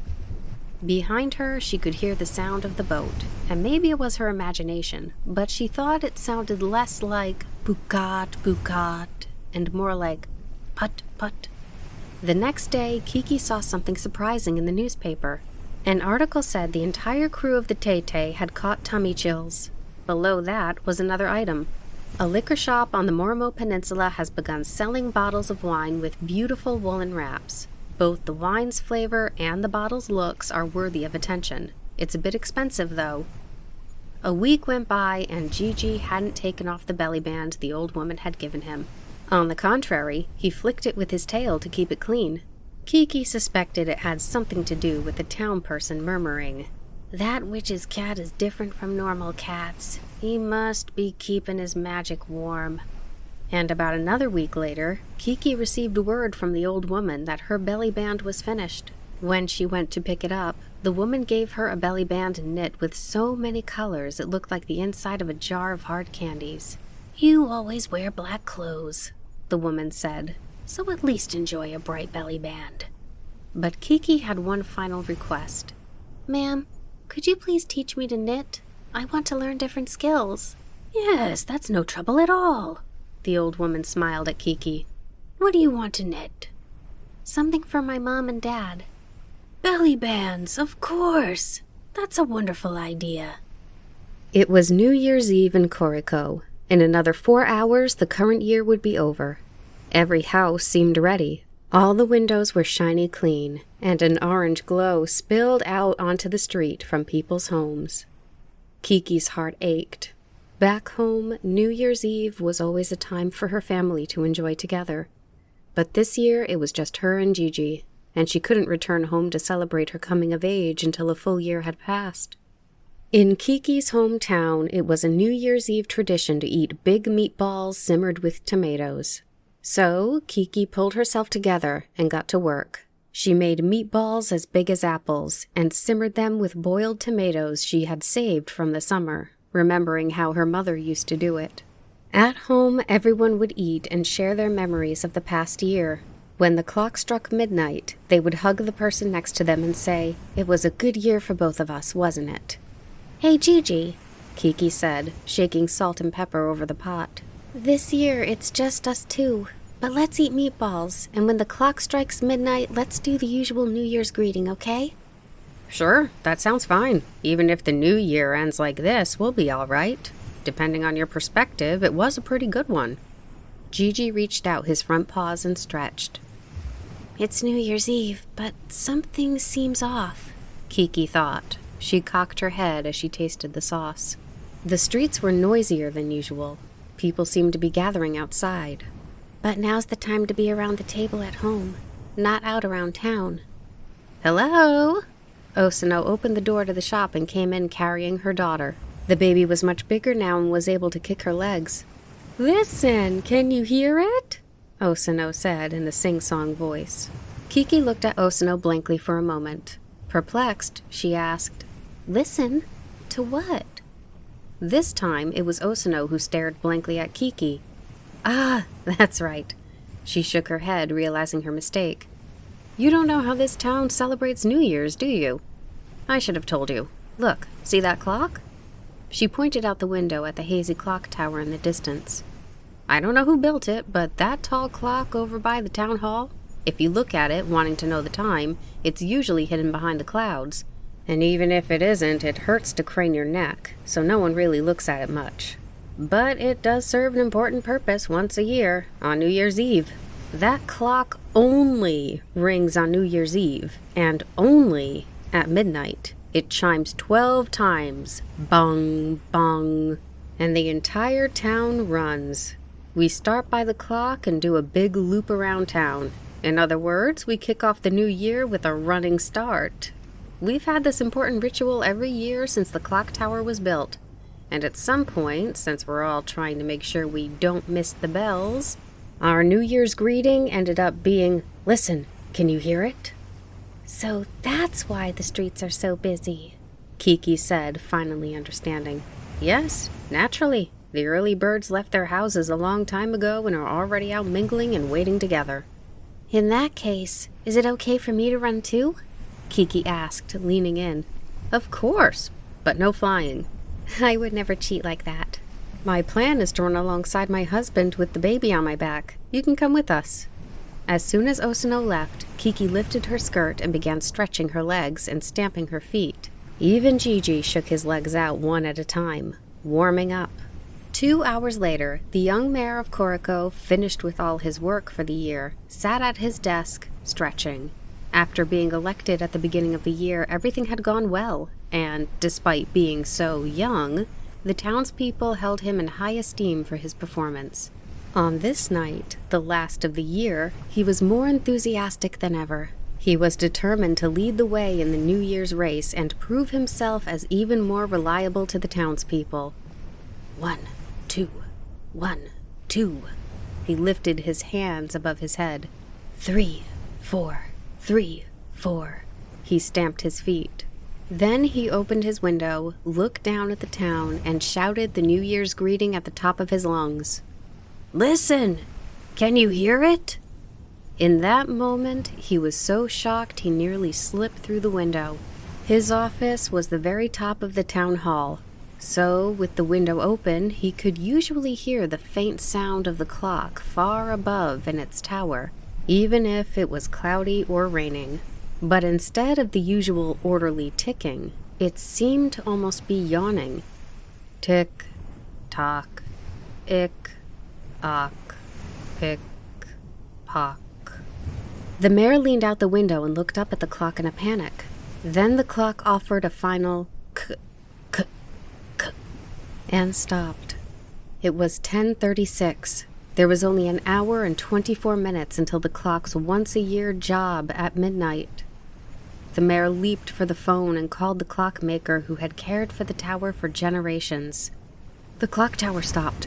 "Please come quickly, and whatever you do, don't let the townspeople find out." As soon as the mayor hung up the phone, he headed across the street and raced up the inside of the tower. The clock had never failed since it was built. It ensured that the New Year's race started on time every year, and it was something the townspeople could be proud of. Of all the times the clock could break down, the mayor thought, it had to be during the year I was elected. What if this ends up in the history books? What a disgrace. The young mayor couldn't bear it. Before long, the clockmaker climbed up the clock tower's 2,358 stairs, carrying his big tool bag. His family had cared for this clock for 5 generations. Thanks to their hard work, it had never stopped once. But now the clockmaker wondered whether he had made a mistake during the pre-New Year's maintenance round last week. His heart began ticking as loudly as the clock did when it was in working order. Though pale in the face, he got straight to work on the repairs. He used a little mallet to tap on every screw and gear. Almost immediately, he was relieved. "Oh, I figured it out. The biggest gear is broken. This makes it for an easy-peasy fix. We just need to swap out the gear. It'll only take 3 minutes." "Really?" The mayor started stamping his feet. 1, 2, 1, 2. But then asked, "Will the time be adjusted as well?" "Yes, once the new gear is in, it'll be fixed in the blink of an eye." "And the bell will ring properly at midnight?" "Of course." The clockmaker was bursting with confidence, his earlier worries gone. Humming a little tune, he looked into his bag, at which point his face went pale again and his hands began to shake. But I don't have a spare gear." "What? Then hurry up and go get one." The mayor went pale too, and his voice quavered. But I don't have one at the shop either. I'd have to order it." "Then hurry, do it." But it takes 53 days." The mayor staggered backward. He groaned painfully before finally speaking. "There's nowhere you can get one?" I heard that the town across 3 mountains to the west has a clock with the same type of gear, so if we borrowed that gear..." "Borrowed?" "Yes, without telling anyone." "You mean we steal it?" "Yes, but what?" "But we don't have a thief." "What are you talking about? You'll do it." "What? All right. But the time... Well, maybe if I go in a police car with the siren on, I'll make it." "You idiot! Are you really going to go steal something in a police car? Isn't there some other way?" Well, yes, there is. That service in this town everyone likes so much." Ring-a-ling-a-ling, ring-a-ling-a-ling. The phone in Kiki's shop sounded, interrupting her preparation for the race. When she picked up, she did a little bow and said, "Listen, can you hear it?" The voice on the other end was shrill in her ears. "I'm not worried about listening or hearing right now. This is the mayor. I'm told you deliver things, but I wonder if you can pick things up as well." "There's no need to snap. My business is deliveries, so if I can take something from here to there, I can certainly bring something from there to here," Kiki replied in annoyance. This time, the mayor spoke a bit more politely. "Oh, that'll be a big help. In that case, would you come as fast as you can to the top of the clock tower?" Kiki grabbed Gigi and flew into the sky, grumbling. This was the one night she didn't want to be flying. She wanted to run on the ground with everyone else. When she looked below, masses of people were already waiting outside the town hall for the clock to strike midnight.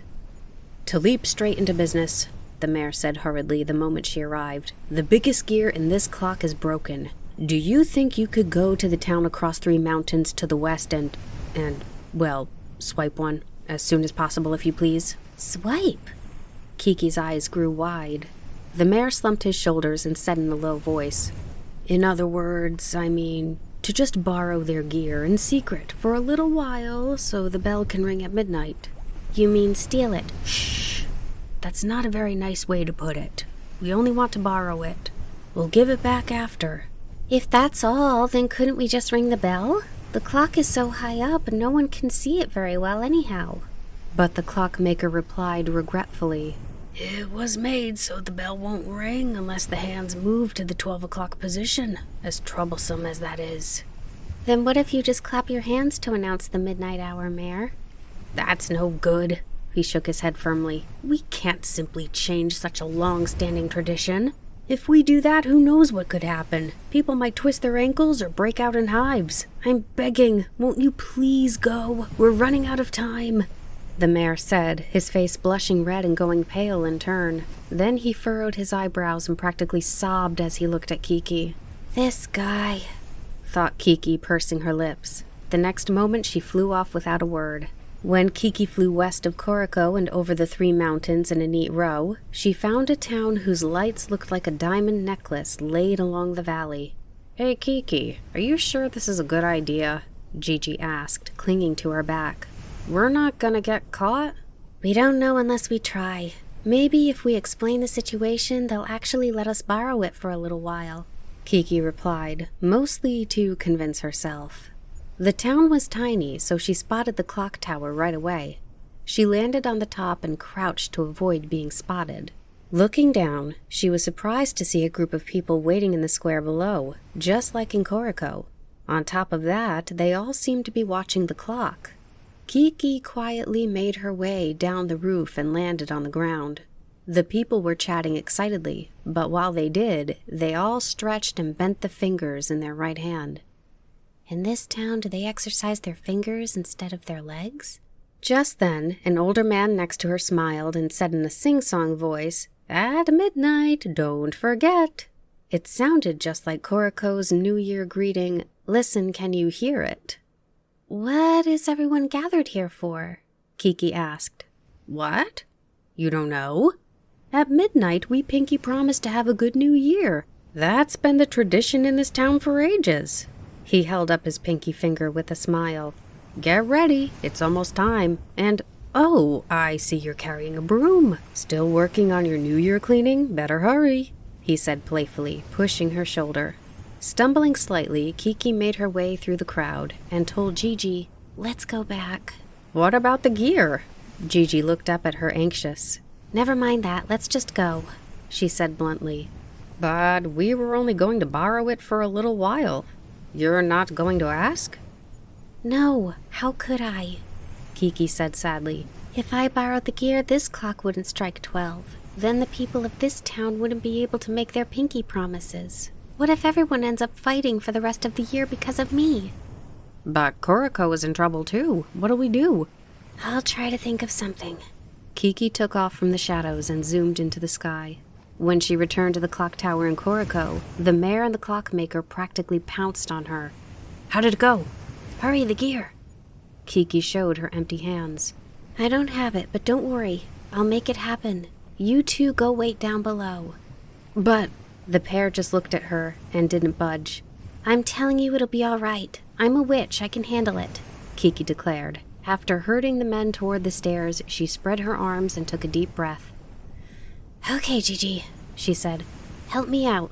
Hold on tight and push me with all your strength." With that, she mounted her broom and flew off at tremendous speed.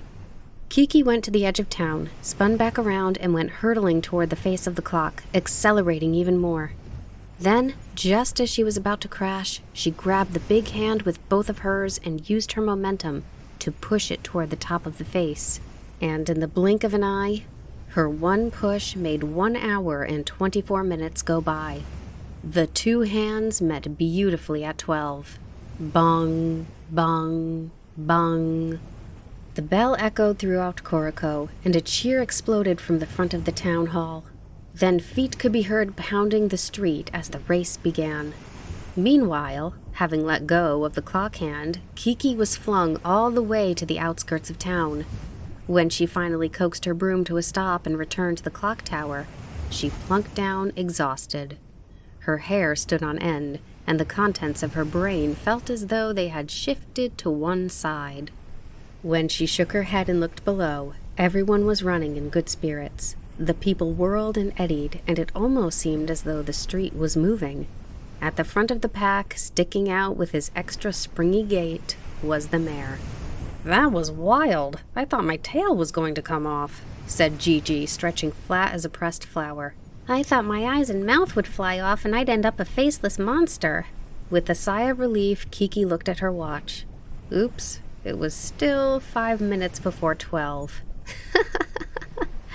She cracked up and bent over with laughter. "I guess we were a tad too good at our job, but at least we weren't late, so it's fine, right?"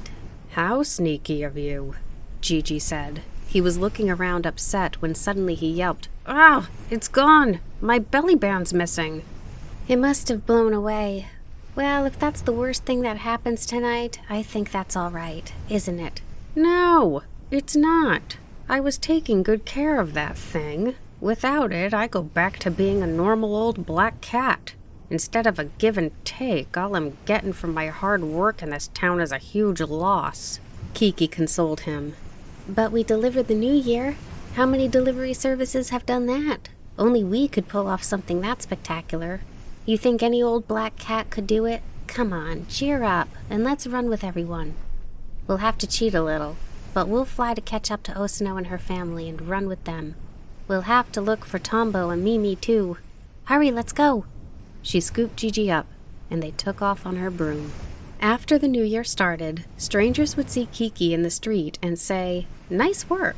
She assumed everyone was simply in a better mood since it was the beginning of the year, but one day Osano explained it to her. "The clockmaker has been going around spreading the word about you, saying things like, 'Kiki fixed the clock and made sure it struck 12, and it's pretty handy to have a witch who can use magic like that in our town.' I'm proud too, because I've thought that all along." It was still cold every day.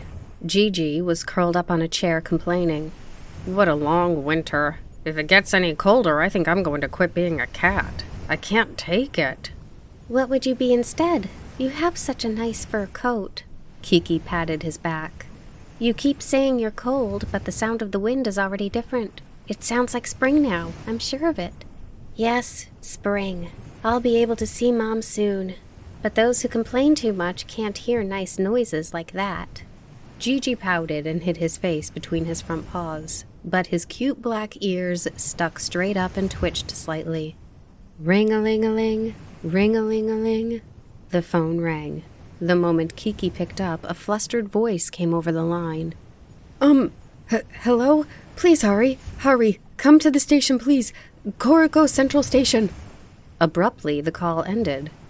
"Why is every job that comes my way such a crisis?" Kiki said.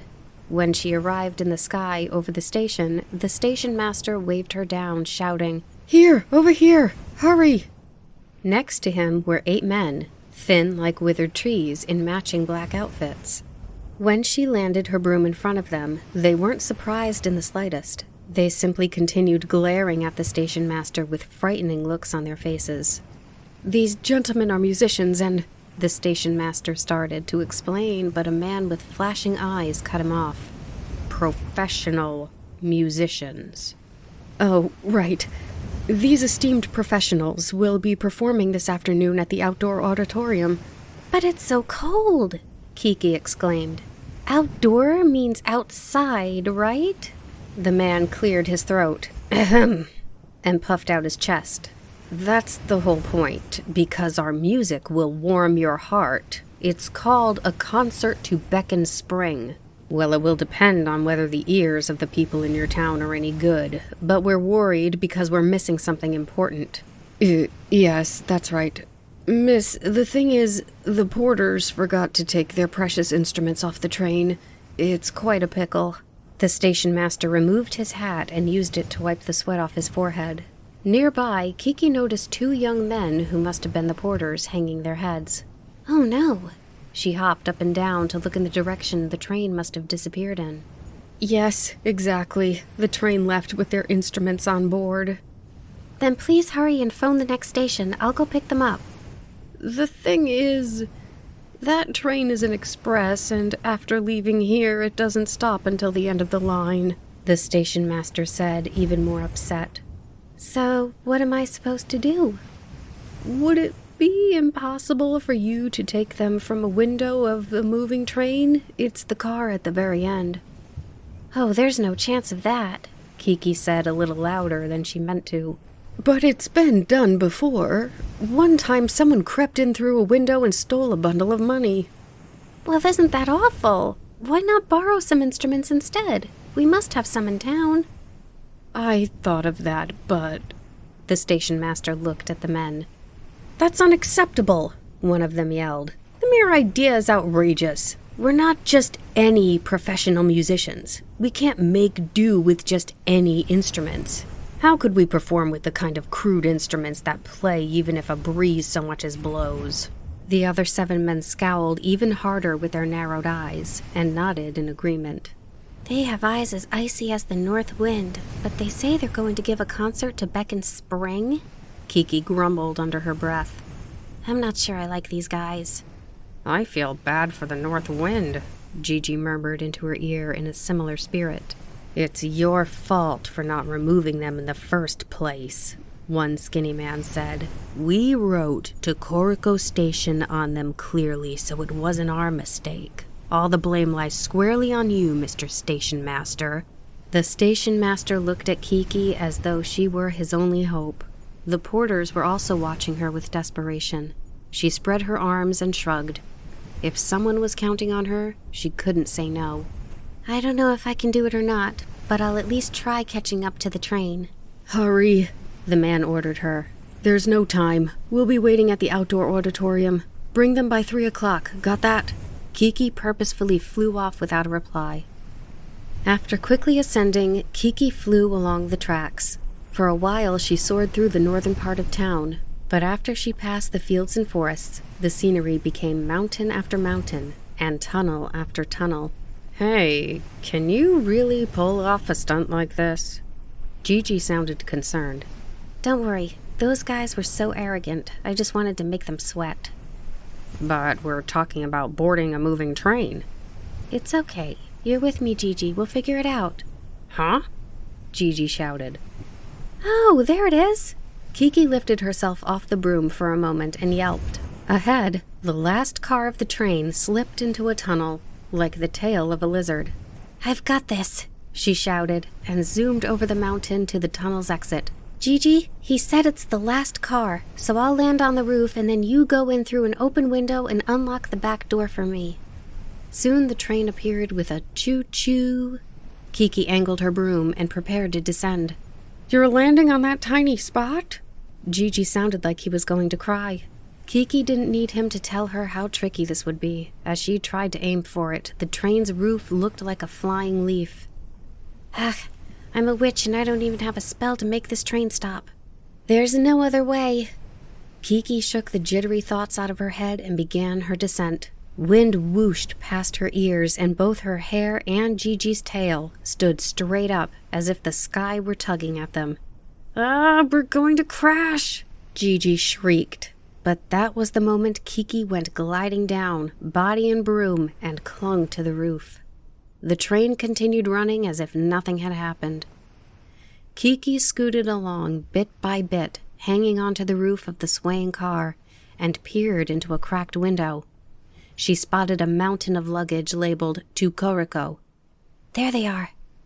Okay, Gigi, go in through here. I can't, I'll fall.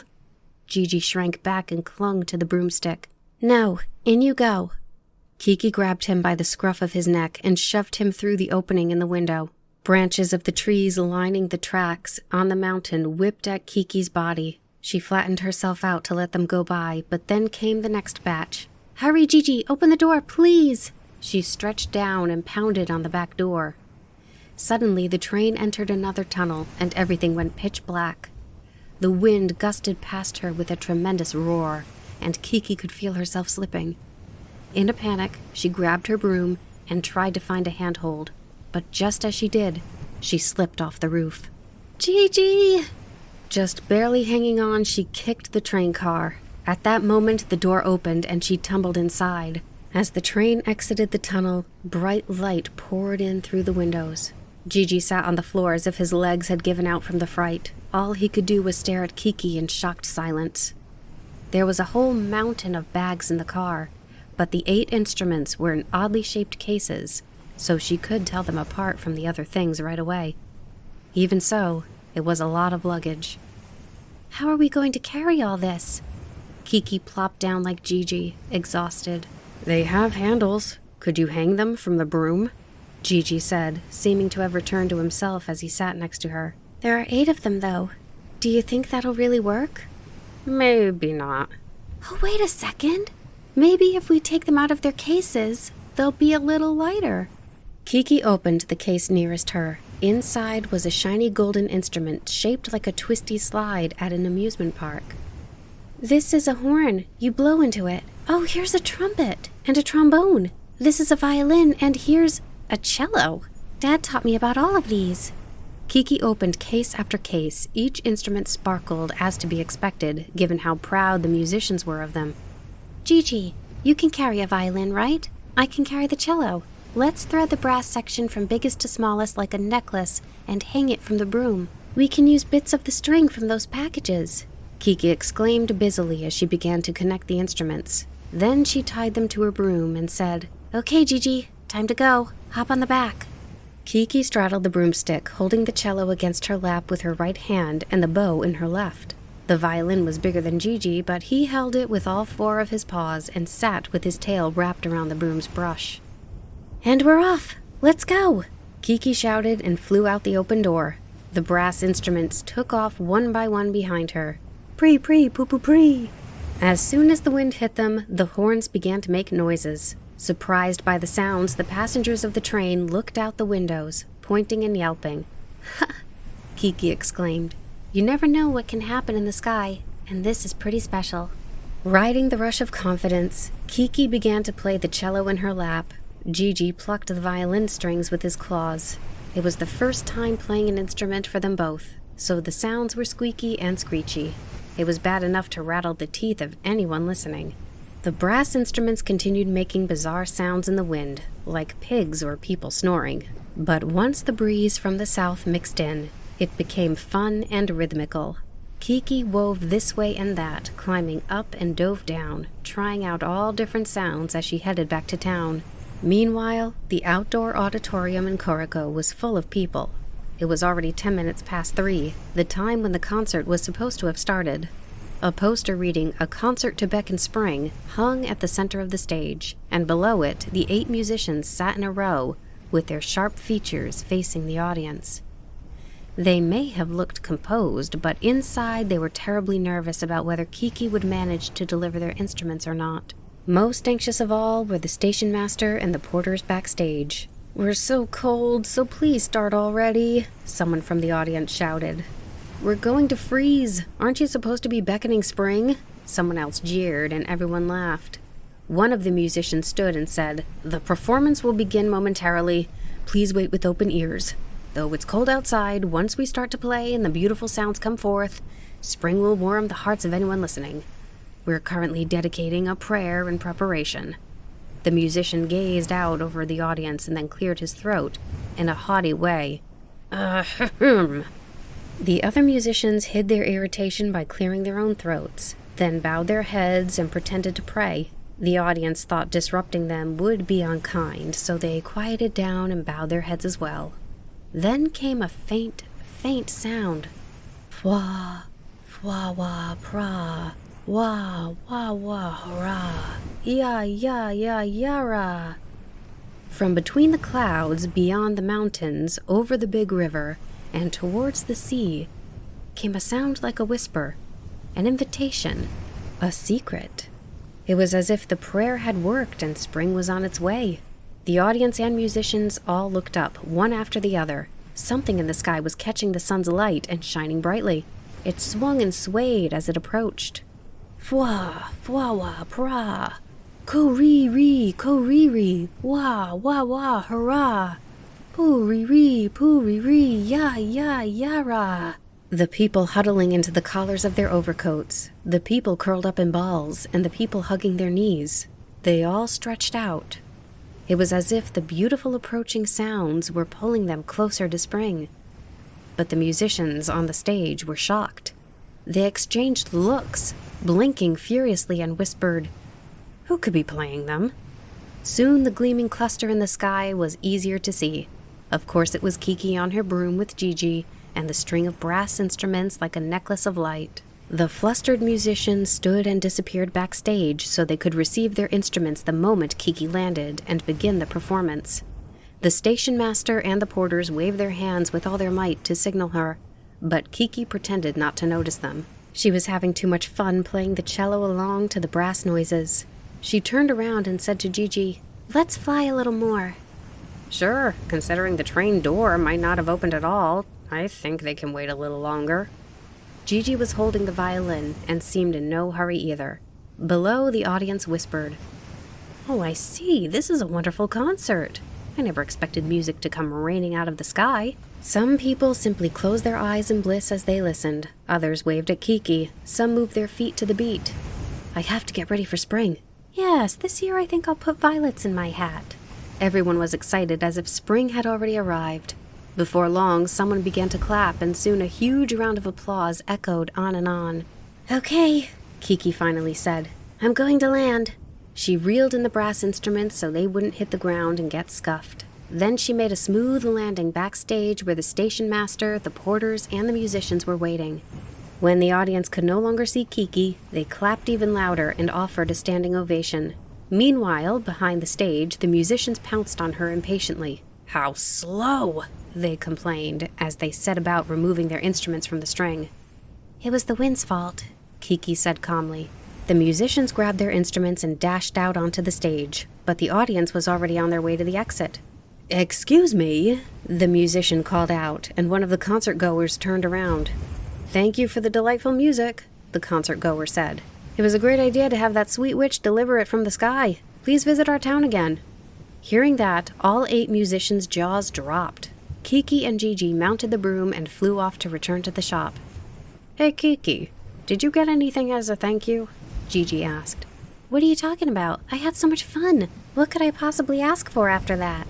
she said, turning to him in surprise. "Yeah, you're right." Gigi nodded and stuck his ears straight up. "I can still hear the sounds of spring." "That's because those are the real sounds of spring." Kiki looked at the town of Koriko spread out below. "I've been here an entire year." Spring was in full swing in Koriko.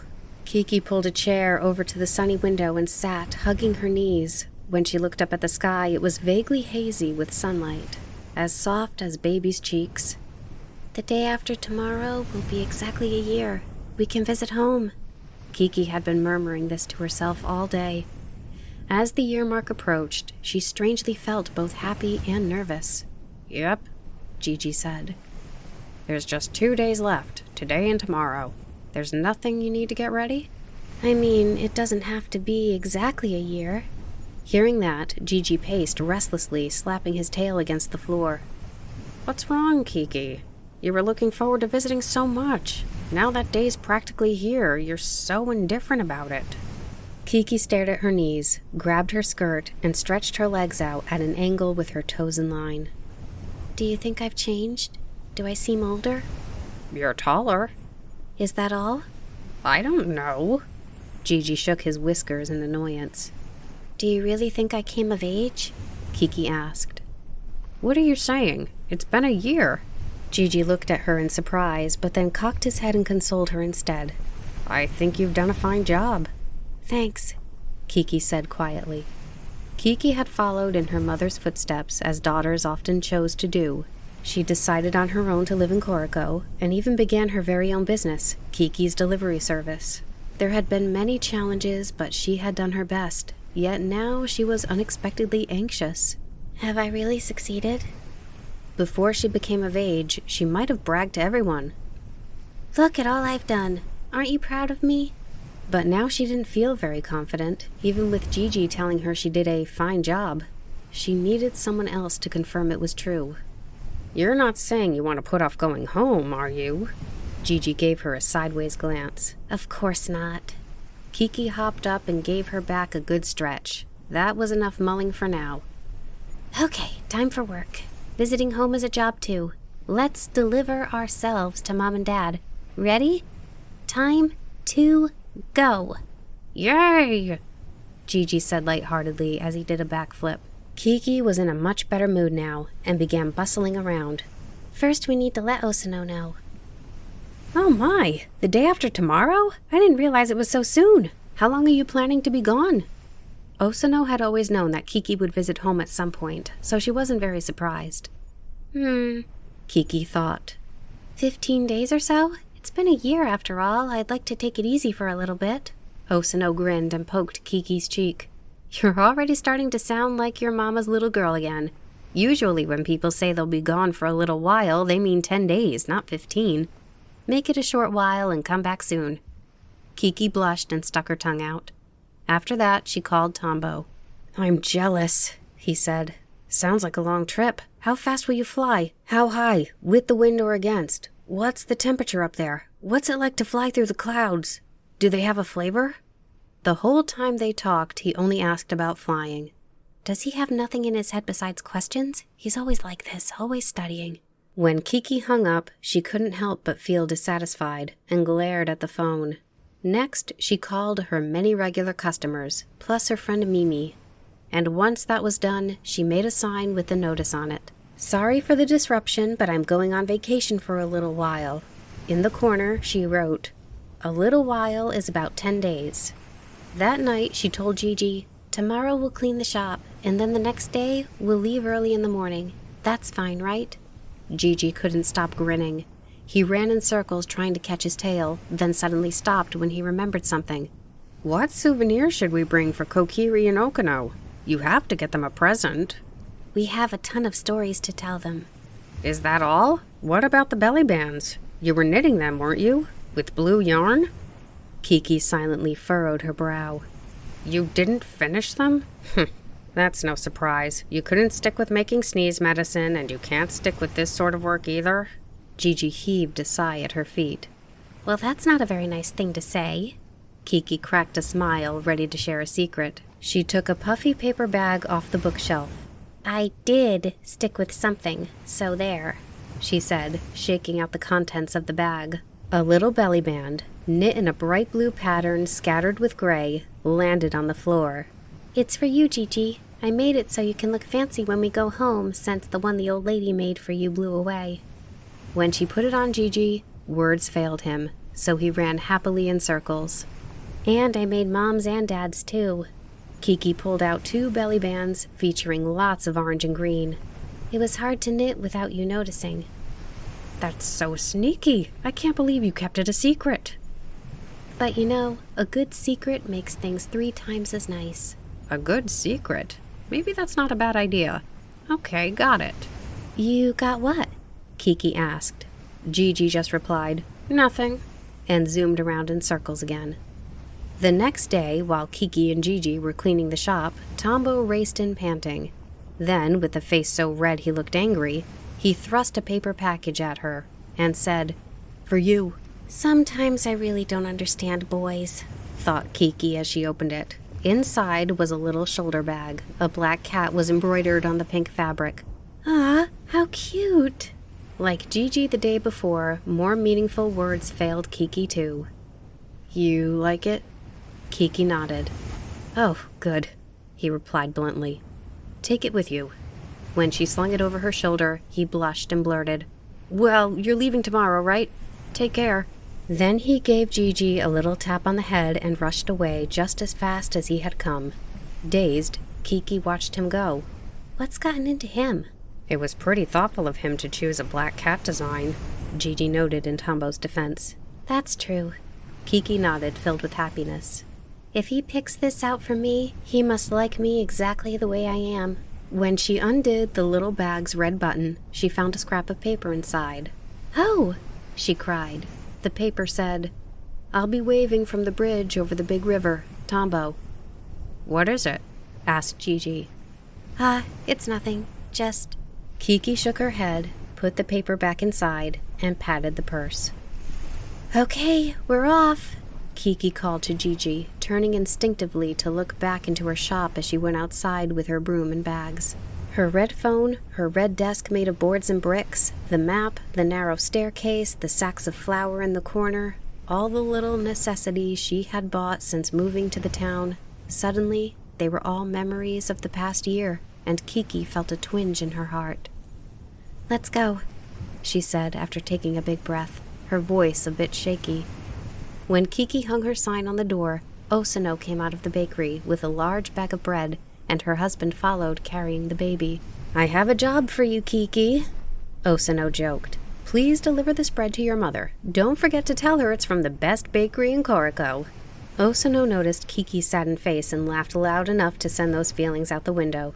Kiki, make sure you come back, all right? We're so happy to have a witch as our neighbor.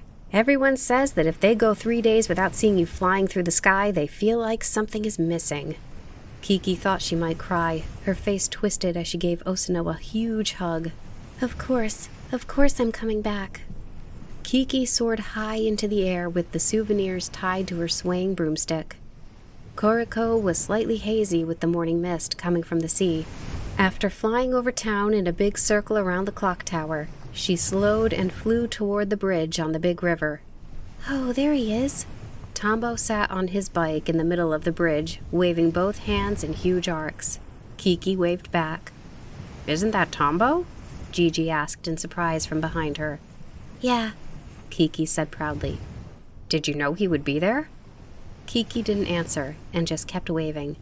You're not going to land? Don't you feel bad just waving without a proper goodbye? This is enough. It's fine. Kiki waved even harder, flew 2 laps of the bridge end to end, then snaked left and right before zooming off toward the north.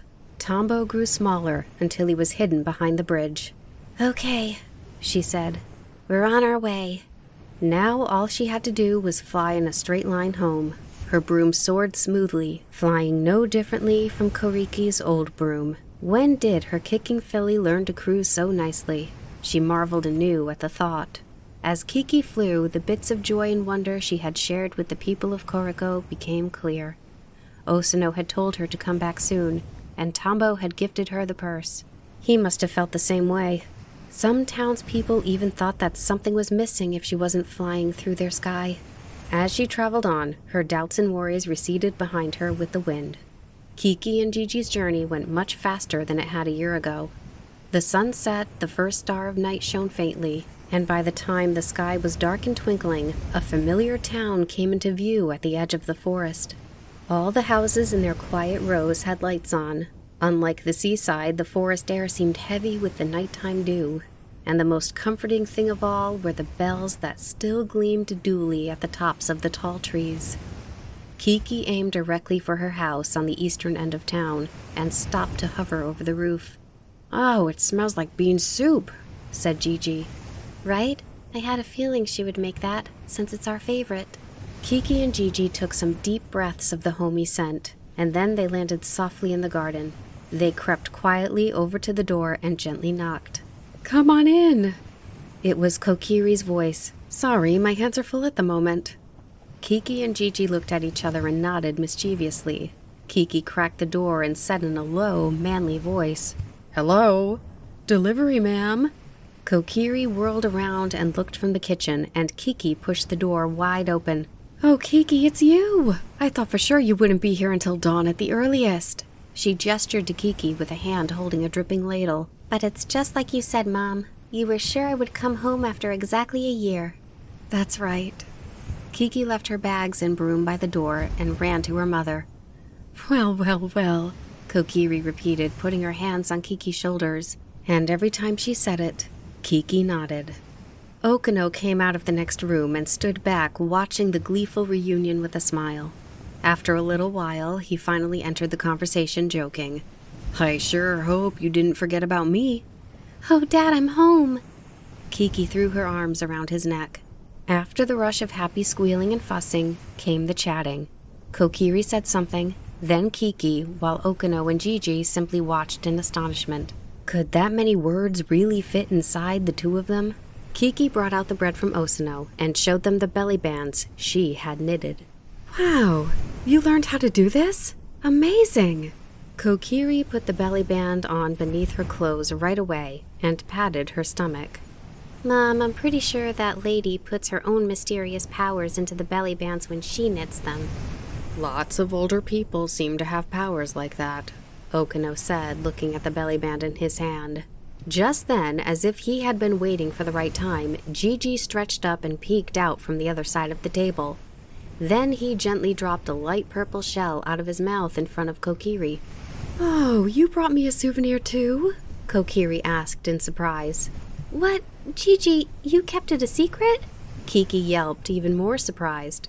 He whispered in her ear, "I picked it up last summer when we went to the beach. A good secret makes things 3 times as nice, right?" And it truly was 3 times as nice. Kokiri set it on her palm, turned it over and over, and leaned in for a closer look. "This is a shell, right? Is this the color of the sea?" she asked. "Yes, it looks just like the color of the sea at dawn," Kiki answered. Then Kokiri turned to look sentimentally at Kiki and Gigi and said, "You've both come so far. Just the other day you were babies, and now look at you, all grown up." Hearing her mother say that, Kiki felt her heart quietly fill with pride. Kokiri answered the question Kiki had desperately wanted to ask, and it was then that Kiki realized Kokiri was the person she wanted to ask most of all. "Mom, I've been thinking that witches shouldn't always rely on their brooms. Of course, with my new business, I'm usually delivering things in a hurry, so I need to fly. But sometimes it's good to walk. When you walk, you end up talking to all sorts of different people, even if you don't even want to, you know? I met Osano because I was walking. If I had flown to distract myself from how sad I was, who knows how I would have ended up. And when people see a witch up close, they realize that we don't all have pointy noses and gaping mouths. We can discuss things and maybe come to understand each other." "Yes, you're exactly right." Kokiri nodded, impressed. Okano looked at Kiki with wonder-filled eyes, as if he was seeing his daughter for the first time. Starting the next day, Kiki lived just as she did when she was a kid. "Those old habits come right back, huh?" Kokiri laughed. "Well, that's fine. It's 1 year versus 13 after all." Kiki drank tea out of her favorite teacup and primped to her heart's content in front of the mirror. At night, she slept hugging the same flower-patterned comforter she had been using since she was a baby, and every morning she didn't wake up until her eyes opened naturally. Whenever she had time, she walked around town. Everyone wanted to be the first to greet her. "Oh, Kiki, you're back. Oh, Kiki, look how pretty you've gotten. Oh, Kiki, been a while. Come by for a chat." Kiki was so happy to have people who cared for her. "You really can't beat home." But after 5 days of this, Kiki found herself thinking about Koriko. Osano's laughter, freshly baked bread, this neighbor and that neighbor who would talk to her through her open window, the tree-lined path along the big river, the smell of the sea, the tall clock tower, the smile of her friend Mimi. She missed every little thing. And Tombo. The sight of him on that bridge, waving for all he was worth, stayed in some corner of her heart, pulling her back to Koriko. She knew they would have lots to talk about the next time she saw him. And what about her shop? The phone could be ringing right now. So many things were on her mind that, even though she was home, she felt like she was just stopping by and couldn't quite relax. She had only lived in Koriko for a year. This longing to return was strange and unexpected, even for her. Finally, she said, I think I'm going to go back to Koriko tomorrow, or the day after. Oh? I thought you were staying for 10 days. Okano looked at her in surprise. Is life here boring now? He asked. No, it's not that, but there might be customers waiting for me. My phone might be ringing. If you start to worry about things like that, there's no end to it. When you're here, you're here. But... She started to say something, but stopped. Kokiri and Okano had waited a whole year to see her. Perhaps it wasn't fair of her to say she was leaving early. Then Kokiri, who had been silent next to her, spoke. It might be better for you to go back. When I was young and traveled home from this town, I remember the bizarrely strong pull to return. If you weren't anxious about what was going on in Koriko, that would be its own problem. But, Kiki, please come back next year. The next day, Kiki and Gigi flew east to Mount Green. Sitting on the slope overlooking the town, they took in all they could see. Gigi, I've decided to go back. That's okay, right? He was teasing the bugs in the grass with his front paws. Sure. Although you'll have to pack up right after you unpack. I already thought about what to get for souvenirs. Are they secrets this time too? No. For Osano, I'm bringing some of Mom's medicine. I think sneeze medicine will be great for the baby. I wasn't sure what to do for Tombo, but then I thought, what if I give him one of the bells from the treetops? The ones Mom hung. If I took the biggest one and polished it, I bet it would shine. And it's a piece of my childhood. Yeah, that's a good idea. It's 1,000 times more thoughtful than a fountain pen. Gigi nodded. Oh, Gigi. Kiki laughed. The bell has a very pretty sound, so I'm not going to include a poem. I don't know what I would write anyhow. The smell of grass rose from the ground beneath her feet. The moos of cows, both high and low, drifted over on the soft breeze. When she lay down and closed her eyes, the light of the sun became green polka dots that moved around under her eyelids as if they were swimming. How wonderful it is to have a place to return to. Coming home, she had discovered a new version of herself. When Kiki got back to the house, Kokiri chuckled and said, Did you go to Mount Green? You can tell? Kiki asked. Yes. You still have a very clear grass line on your face. That afternoon, Kiki went with Kokiri and took down all the bells that hung from the town's trees. This past year, every time the wind rang these bells, I thought of you. Kokiri smiled tearfully, her feelings complicated. It's sad to think I don't need them anymore, Kiki murmured. Kokiri replied, I'll put them away and take good care of them until you do again. Huh? Kokiri winked knowingly. For your daughter, I'm sure she'll be a little handful, just like someone I know was. She laughed. Kiki chose the biggest bell, polished it up, and wrapped it.